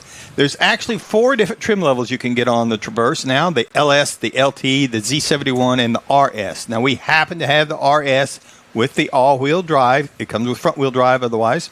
Now they consider this a mid-size SUV. Now to me, this is a big mid-size SUV. Seats 7 people, got 2 captain chairs, 2 in the second row, and 3. It's what they say for the third row on the vehicle we happen to be driving. Did you get back to the third row, test it out? I looked at it and said, You wouldn't get you out of there, would you? Nope. Couldn't get my granddaughters to do it neither. So up front, you're going to find LED lighting. You're going to have on the front headlamps and all the way around. It's got a black grille because of the RS. And it's got the special RS badging. Got a lot of other black features like the roof rails, Good looking. body side moldings, and the black wheel moldings are even. You know, there. Chevy's bumped it up with the. They really have, particularly, and I particularly like this vehicle. Like Me I say, too. got deep tinted side glass, heated power folding side mirrors, got a panoramic sunroof that we never got it quite open. But anyway, also has a power lift gate with an auto sense key fob. You know, sometimes they tell you rub your foot underneath and hit the sensor. Well, this one, if you put the setting and tell it you want it to do it, you just walk up to it, it senses the key fob's close enough, and poof, it just automatically opens it. And I thought that was pretty cool. Yeah, it had 22-inch black wheels on it to go along with all the black moldings that are on it. Now, you get inside, we had the leather seating surfaces. First row is vented and heated. The second row, the outboard seats are heated and vented. And the power folding on the third row. One of my kids tried to fold the third row down to put some stuff in there and finally realized she had to push a button instead of trying to pull a lever. Yeah. Up front, you're going to find the 11-inch driver display that we used to call a gauge package. The 17.7-inch diagonal LCD display that's right in the middle of the dash. You're going to find all your convenience controls. It's got the surround view camera settings on it where you can bounce between different cameras. It even has the hitch view guidance program in it, so that if you're backing up to hook up to your trailer, it'll help you out with that as well. It also had the digital rear view mirror that I have come to like a lot, and there's a couple other places Chevrolet needs to put that for their vehicles. Had a wireless phone charger, Google, Android, and Apple applications that you can use, front and rear USB ports, because this is a big vehicle. It's big enough to carry your family, that's for sure. Bose premium audio, 10-speaker system in it. Up front, though, to make all this stuff go, it had a 2.5-liter turbo. Now, again, these small turbos, 328 horsepower, 326 Is it a four-banger? Yes. Wow. The 326 pound-feet of torque which is up 22% over last year. It's an 8-speed automatic transmission, and it is rated to pull 5,000 pounds properly equipped. Now, the EPA says you should be looking for about 19 in the city, 24 on the highway, and combined at 21.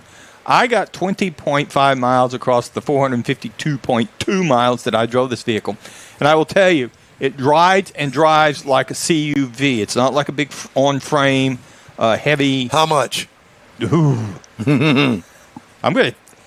me tell you. You can get a base. You can get a base model, $37,600, and a base trim price for the RS is $54,200. Oh, God. As tested, $57,495. Oh.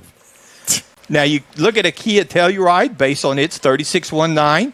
The Hyundai Palisades $36,650. Mazda CX-90 is $37,845. So base price, they're all right in there in the same. But I will tell you that I was impressed with this vehicle because how quiet it is, how well it drove out on the highway. You know, they've redone some of Interstate 10 where it's nice and smooth. You can turn the radio off. You still can't hear the road noise at 75 miles an hour. I'll tell you, I bought 2 Suburbans back when I was, raising 2 girls. Loved both of them. But, boy, I'll tell you what, if this were available back then, that's what I'd buy. Absolutely. And the only reason being is because we didn't have much choice back in the day. But that body on frame, very heavy, bad gas mileage, all of that sort of stuff back in the day. Sure. But that, you got the gas mileage, you got the comfort, and it rides like a car. And that's what you feel like when you get in. And when I first got in, I said, oh, my God, this is a Suburban. But it's not. Yeah. When I saw that car sitting out there when you had it, I thought it was a Tahoe. I absolutely thought it was a Tahoe until I walked up and saw the Traverse. It would be a good option for somebody that didn't want to quite pay that Tahoe price. Or the large, because it is a little bigger. The Tahoe's a little larger. I like it a lot. Yeah. Absolutely. Yeah. All right. Today's In Wheel Time Car Talk Show is sponsored by the group of original Lupe Tortilla restaurants in Houston, Beaumont, and College Station. Right. Gulf Coast Auto Shield and Pro-Am Auto Accessories. We continue right after this break. Pro-Am Auto Accessories has been serving Houston's auto enthusiasts since 1984, providing world-class products for sports cars, European sedans, and American muscle. Pro-Am is known as the place to go to find exclusive and hard-to-find parts and accessories. Pro-Am is one of the very first distributors in the USA for brands such as Recaro, Redline, Momo, Corbo, and Simpson. Located in the heart of Houston's premier retail and service corridor, the Galleria area, Pro-Am's walk-in storefront includes an 8,000-square-foot warehouse, showroom, and installation bays. Pro-Am not only sells parts and accessories, but also offers installation and service. Pro-Am is now reaching a worldwide audience through Pro-Am.com, taking its local reputation to the rest of the world. At Pro-Am Auto, you'll be dealing with a small group of professionals who truly want to help you with your automotive needs. If you don't see what you're looking for on the website, call and Pro-Am will lend you a hand. Pro-Am Auto, 6125 Richmond at Green Ridge in Houston's Galleria area. Call them at 713-781-7755. The award-winning In Wheel Time Car Talk Show brings you great guest interviews each week from manufacturers and suppliers to the aftermarket, racers, enthusiasts, and other friends just like you and me who love to talk about all things automotive. The In Wheel Time Car Talk Show takes it to the road, too, with remotes at Tailpipes and Tacos, Woody's Waterfront Car Show, and the Hemi Hideout. In Wheel Time's live video and audio stream can be found on the iHeartRadio app, YouTube, Facebook, and InWheelTime.com every Saturday, 10 a.m. to noon Central Time, or grab a podcast anytime from your favorite podcast provider. From the Sugar Shack Studios in Houston, Texas, USA, it's the In Wheel Time Car Talk Show. Just ahead, Lone Star Street Rod Association update from Jackie Hansen. Jeff has the cruise in and events calendars, and we'll have the stories making automotive news headlines this week. Howdy! Along with Mike Out of This World Mars, we always need more Jeff Zekin, Chief Engineer David Ainsley. I'm Don Armstrong. Glad you could join us. We're starting to put things together for the fall extravaganza of cruise-ins and car shows and all of that. Mm-hmm. But you know what? We're also looking forward to spring, believe it or not.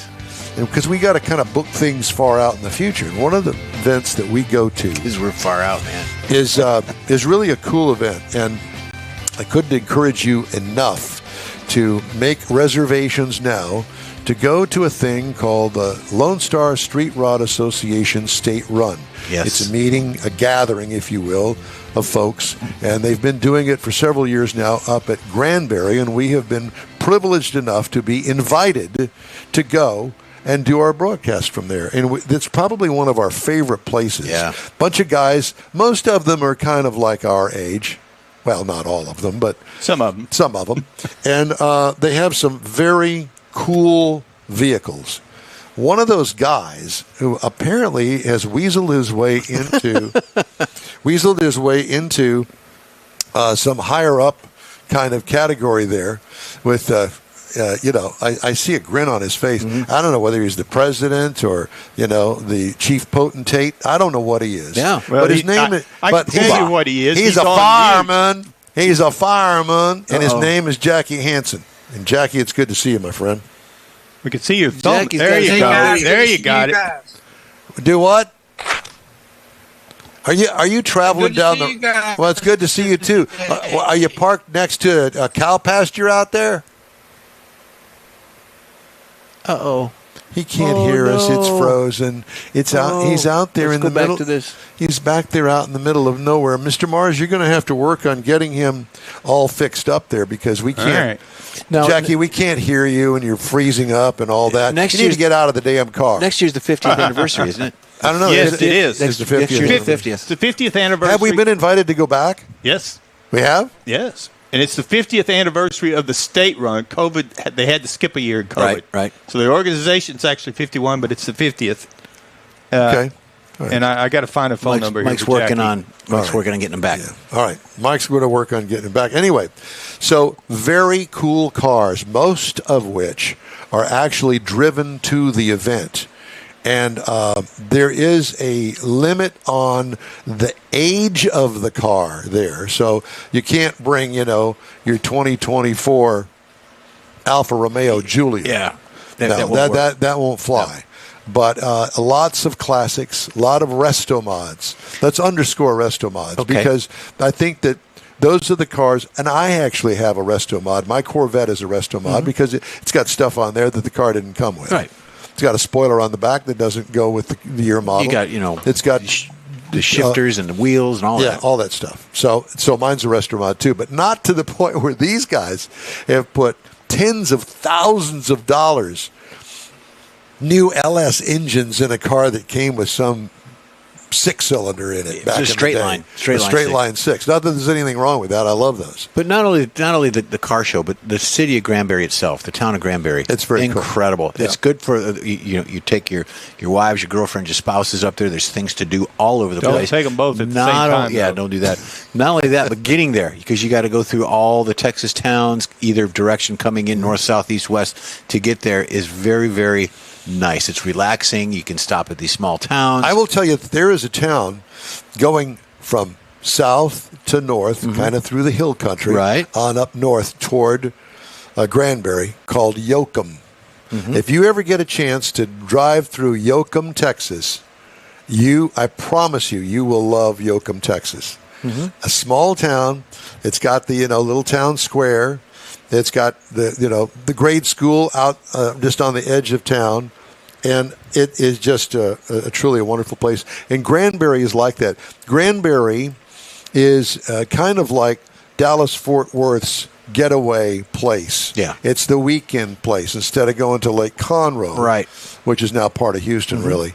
This is Lake Granbury, and it's just absolutely wonderful to go to. Absolutely. And I don't want to oversell it because you say, oh, it's one of them Texas towns. I don't care. Yeah. But it really is. It's a fun place to visit. Do we have him now? Jackie? Well, if he doesn't move, Jackie, don't move. Don't move your lips. Don't move. But you got to move his lips. He's got to. Can we hear you now? Talk. No, he's muted. He muted himself again. You muted yourself again. Hold a sign up. Muted. All right. Well, at any rate, so they've got some big. They've got work on that. Okay, you work on that. He's waving at you. They're up there for some sort of big cavalry meeting with the Lone Star Street Reg Association. Yeah.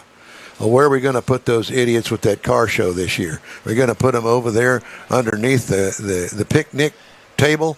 Yeah, let's do that. Yeah, that's our spot. Well, it is our spot. That's our spot. Well, and I think that it worked out really well last year because we did away with the backdrop and we had the cars as the backdrop. As the backdrop, and I like that. Yeah. I hate to see our backdrop if we got all these cars. The cars ought to be the backdrop. Yeah, absolutely. So the people and the cars. Yeah. And there's plenty of places to eat around there. It's a big park. There's a lake. It's a 23-mile distance. It's lake. A long ways. It's a long, skinny lake. Yeah, homes on the shores, and they have lake tours. You can get on a boat and go on a lake tour. Absolutely. You can also do dinner on the lake. They got a boat that you can get on there and eat while you're going up and down the lake. I haven't done that yet. No, maybe next year. Let's do that. Right. And we actually need to spend another day. We really do. We do. We need to spend another last day. year I kind of coupled it with my vacation. Right. So, well, last year was different because you did do that. Yeah. Yeah.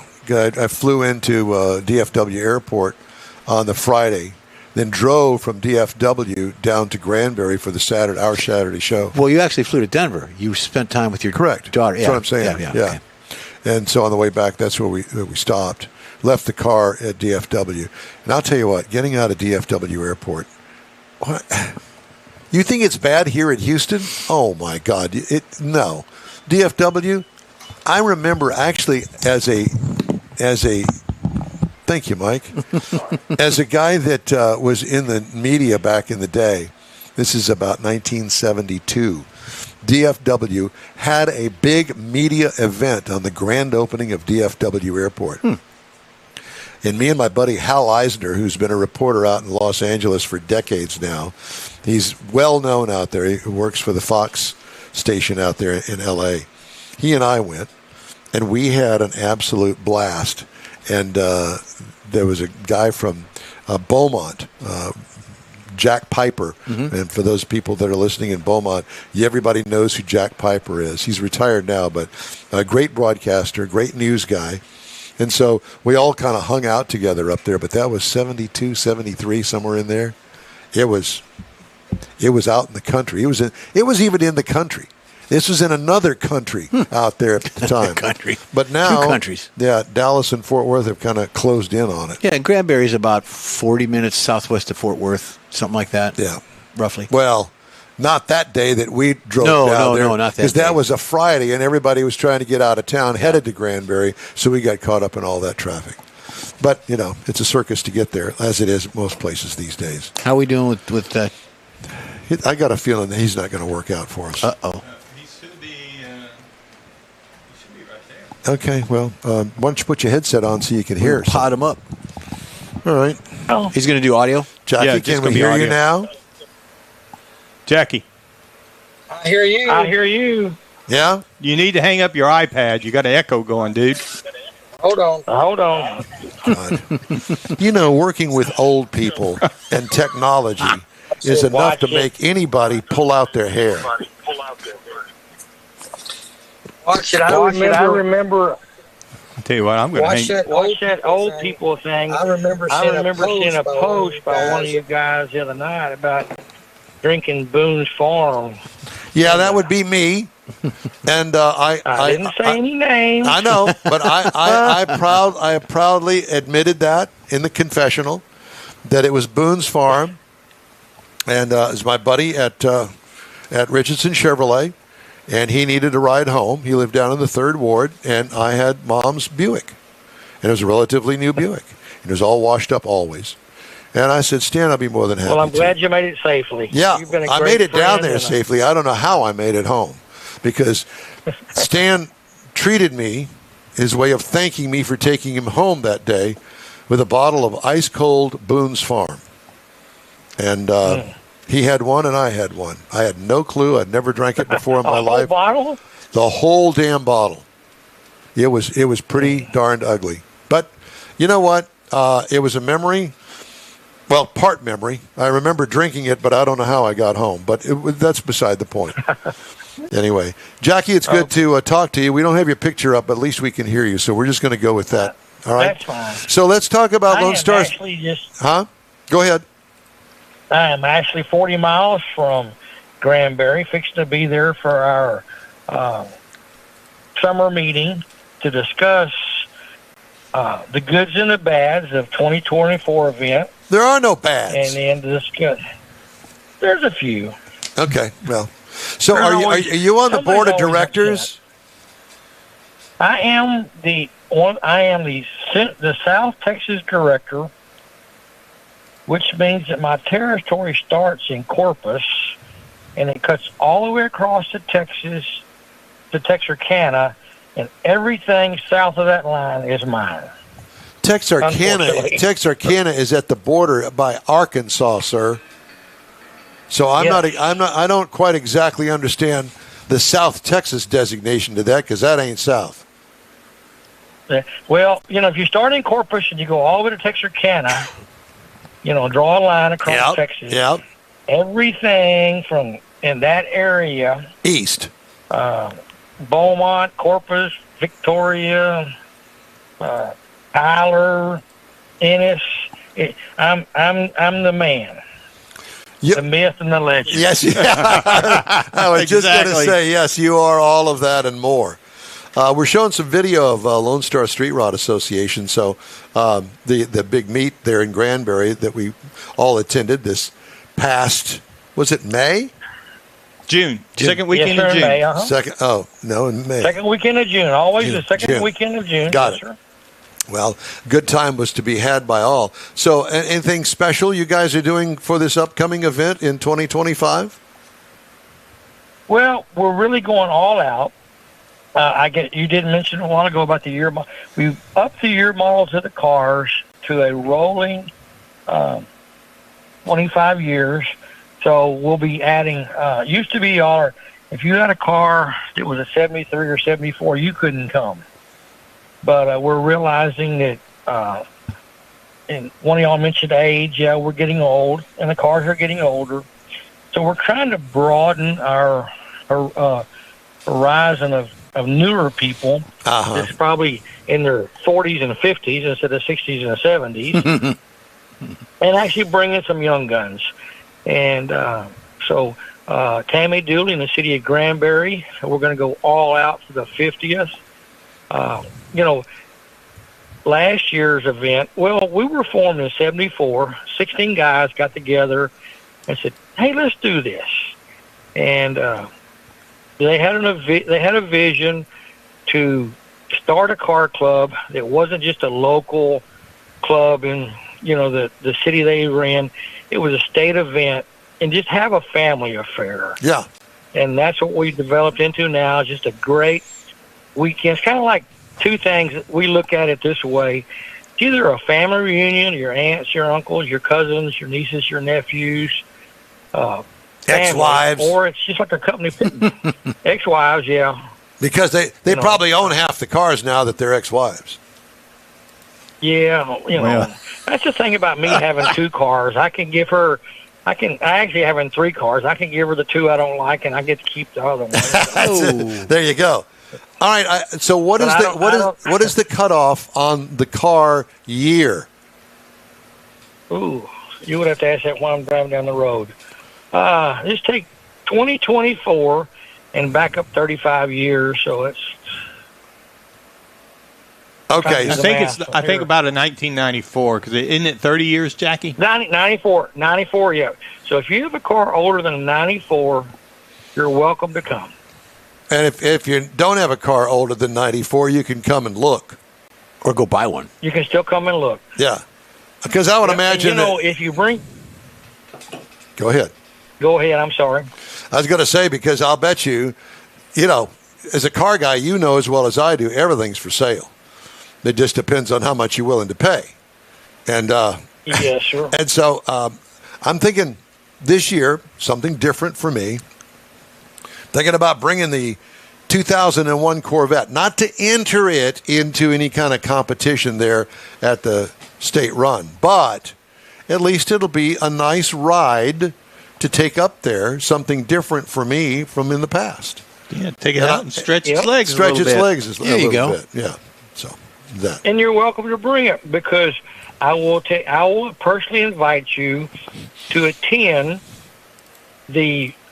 I guess we're going to call it a rod run. At 1 o'clock on Saturday, we get together with the police escorted ride, and we go to several assisted living centers there in Granbury. There you go. And the people who can't get out, the health reasons or, medical reasons. They get the car show brought to them. They get the car show brought to them. It's police escorted through the city. It's just a great. We need to get the dang fire department involved in that, and at least get a pumper out there or something. Well, something. I'm not going to, me being a fireman. 2 years ago, we had a great fire truck, an antique fire truck, come out there, and then this year something happened with the fire department, and I don't know if it's logistics or whatever. They didn't get to bring the fire truck out there. They did participate. They did pick out a car that they liked as their favorite. They just didn't get to bring the fire truck. And so if you do come and you bring your kiddos, they had all kinds of coloring books and fire safety things for the kids. And so it made it more of a family event, for something, it's an old car or whatever. So we had a great time with the fire department and the police department. And then last year, the sheriff's department was there. We need to take the cruise on the way back. On the way back from the old folks' home, we need to take it through the police and fire department parking lots. Just roll through. There you go. Yeah. I don't. You have to realize that old cars get hot easy. Well, I'm familiar with that. I'm having hot flashes right now. Just talking about it. But the thing is, Jackie, Don's not used to being around all them flashing lights unless he's the center of attention. Yeah, in the back seat. When you said police escort, everybody cringed. Yeah, exactly. So it's Lone Star Street Rod, LSSRA.com. and Facebook sir. page and all that. Our Facebook page, yes, sir. We have a great Facebook page. And it's a great event to have there in Granbury. Like I say, this will be our 50th event. Yep. The city of Granbury rolls out the not. You hear people say, "Well, we're going to roll out the red carpet for you." The Visitors Bureau there in Granbury rolls out the plush red carpet. Oh, yeah. I mean, it's just a fantastic event. Well, you guys were there last year, talking Yeah. about all the beautiful restaurants, the beautiful downtown, all the great vendors downtown, the boutiques and stuff like that. There's a place there in town called Divine Wine. Great sponsor of the event. I think we were there. She has live music on Friday night. So it's something to just all kinds of things. I know, and we sure appreciate you being tardy to the party. But we thank you for joining us anyway, and we're going to let you go and get into your meeting because I know you're chomping at the bit to Reading get the into minutes. it. Reading the minutes, yeah. Do that. Jackie, it's great to talk to you, my friend. Hey, we appreciate you guys. We really do. I mean, I've been a supporter of Wheel Time for way before I was an LSSRA guy. And, of course, guys know the history of me being the deer slayer and stuff like that. So. Yeah. But it's great that we're friends. Yeah, I know. And that's what makes the LSSRA great. We'll talk to you soon. Thanks so much. Take care. Jackie Hansen with Lone Star Street Rod Association. Hey, if you're looking for a good talk show, you found it right here. In Wheel Time, available 24/7 through the iHeartRadio app. Just look for In Wheel Time Car Talk. Grab a podcast anytime from your favorite podcast provider. We also video stream live our 2-hour weekly show on Facebook, YouTube, and InWheelTime.com. In Wheel Time Car Talk Show continues after this quick break. The original group of Lupe Tortilla restaurants will have you telling your family and friends just what the original recipe means when it comes to the best fajitas in Southeast Texas. Founder Stan Holt invites you to visit the first Lupe Tortilla near I-10 and Highway 6. Here is the original house that inspired the design of all the rest and the original charm that helped make Lupe Tortilla the go-to destination for Houston Tex-Mex.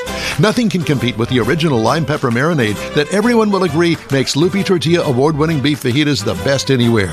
Lupe Tortilla Katie's another location that gives you the same quality and service Houstonians have come to expect at Lupe's.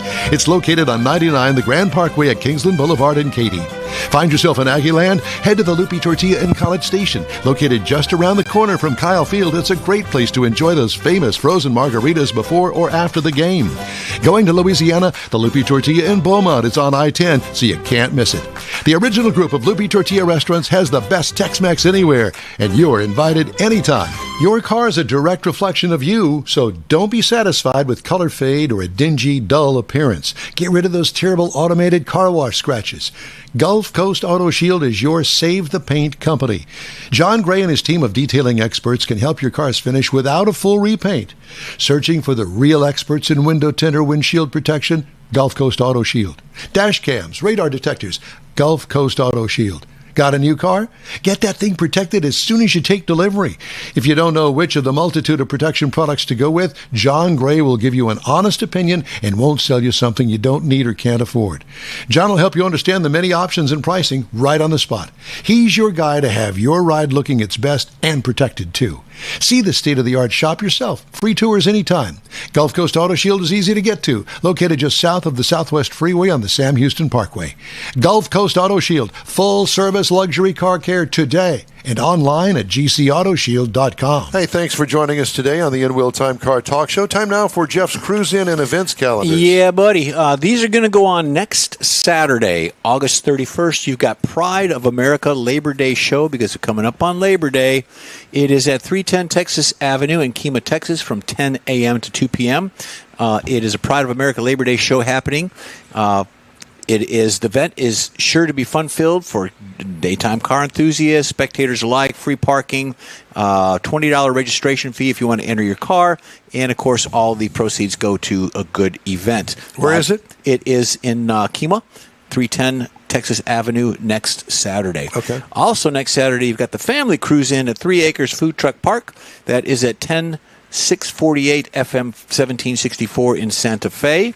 That's from 5 p.m. to 9 p.m., so it's an evening run. Yeah, pet-friendly atmosphere. You don't need to register. Just bring it out there. $5 parking to get in there for everybody, so there's no discrimination there.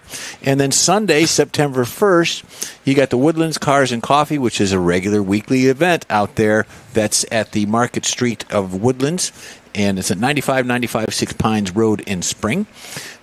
Weekly car meetup in Werdon, Willis. What you talking about, That's Willis? at the D&M True Value. We all know about that. It's a weekly event. And also next weekend is the Avalon Diner, which is Chrome and Coffee. There you go. Yeah, so that's 9 going to on there. noon. 9 to noon. So far as events going on, we've got an action pack. Don's been talking about them all over the place. September 28th, Woody's Waterfront Car Show, San Leon. Confirmed that we're going to be there. Yeah. You've also got some things. We're kind of looking at some Spring Branch stuff with Mike. We got the Hemi Hideouts coming up for us as well. So there you go. Yeah, it's going to be in November.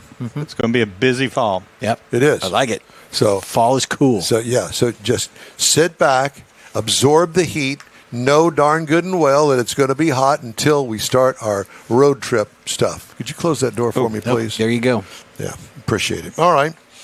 Auto lenders, this is not good news, denied nearly 1 in 5 consumers seeking a vehicle loan during the 12 months ending in June. A larger rejection rate than a year earlier, according to data from the Federal Reserve Bank of New York's latest credit access survey. A larger proportion had applied with credit scores of 680 or lower, 19% compared with 13% a year ago. So you better get your credit score in order if you're going to go buy yourself a new car. Otherwise, if you can get the loan, it's going to be sky high. Volkswagen of America, their ID Buzz electric minivan will start at $61,545, including shipping. Hubba. A sticker price significantly higher than the average transaction price of rivals powered by internal combustion engines and hybrids, as well as the industry-wide average for new vehicles. VW appears to be loading up the retro-style vehicle, i.e. minivan, which will be the first electric passenger minivan in the U.S. when it arrives by year-end. The rear-wheel drive ID Buzz will have a range of 234 miles, and all-wheel drive models are rated at 231 miles of range. The Pro S Plus starts at 65 for the rear-wheel drive and 69 for all-wheel drive. I'm sorry, I'll pass. I like the look of it, but I thought, man, that thing is going to sell like hotcakes. Not now. Yeah, it'll be expensive. Nobody's going to buy that. Not for that kind of money. Are you kidding? I am so sorry. Yeah, I don't see it. Yeah, me either. And Ford Motor Company again shifting its electrification strategy, canceling long-planned 3-row electric crossovers and delaying its next-generation full-size electric pickup by 18 months as it dials down spending on full battery-powered products. The automaker on August 21st said the changes in its plans could cost up to $1.9 billion. Wow. Billion with a B. Including a $400 million non-cash charge related to canceling the crossovers that it previously had postponed from 2025. Instead of those EVs, Ford now plans to build a family of hybrid 3-row crossovers, but didn't say where or when they would come to market. CFO, Chief Financial Officer, John Lawler, gets an F. He said that the vehicles would offer a range of propulsion options, but did not elaborate because he's fixing to lose his job. Uh-oh. Well, don't you think he should? Yeah. All those people that are out of work. Way to go, Ford. Nice job. Golly, what's wrong with those people? All right. We're going to take a quick break. We'd love to hear from you. Shoot us an email. The address here is info@inwheeltime.com. We're back and close out today's show right after this. Pro-Am Auto Accessories has been serving Houston's auto enthusiasts since 1984, providing world-class products for sports cars, European sedans, and American muscle. Pro-Am is known as the place to go to find exclusive and hard-to-find parts and accessories. Pro-Am is one of the very first distributors in the USA for brands such as Recaro, Redline, Momo, Corbo, and Simpson. Located in the heart of Houston's premier retail and service corridor, the Galleria area, Pro-Am's walk-in storefront includes an 8,000 square foot warehouse, showroom, and installation installation bays. Pro-Am not only sells parts and accessories, but also offers installation and service. Pro-Am is now reaching a worldwide audience through Pro-Am.com, taking its local reputation to the rest of the world. At Pro-Am Auto, you'll be dealing with a small group of professionals who truly want to help you with your automotive needs. If you don't see what you're looking for on the website, call and Pro-Am will lend you a hand. Pro-Am Auto, 6125 Richmond at Green Ridge in Houston's Galleria area. Call them at 713-781-7755. The award-winning In Wheel Time Car Talk Show brings you great guest interviews each week from manufacturers and suppliers to the aftermarket, racers, enthusiasts, and other friends just like you and me who love to talk about all things automotive. The In Wheel Time Car Talk Show takes it to the road, too, with remotes at Tailpipes and Tacos, Woody's Waterfront Car Show, and the Hemi Hideout. In Wheel Time's live video and audio stream can be found on the iHeartRadio app, YouTube, Facebook, and InWheelTime.com every Saturday, 10 a.m. to noon Central Time, or grab a podcast anytime from your favorite podcast provider. Well, that's it for this week's In Wheel Time Car Talk Show. Be sure and check out our website, InWheelTime.com. Follow us on Facebook. Give us a like. Tell your friends about us and share our stuff if you would. We'll keep you connected to all things automotive all week long. Hey, we'd love to hear from you. Our email address is info@inwheeltime.com. And if you want to use your fingers or hands, put them on video. Send it to us, and we'll share it on the air. Oh, and send some video of your hot rod while you're at it, too. There you go.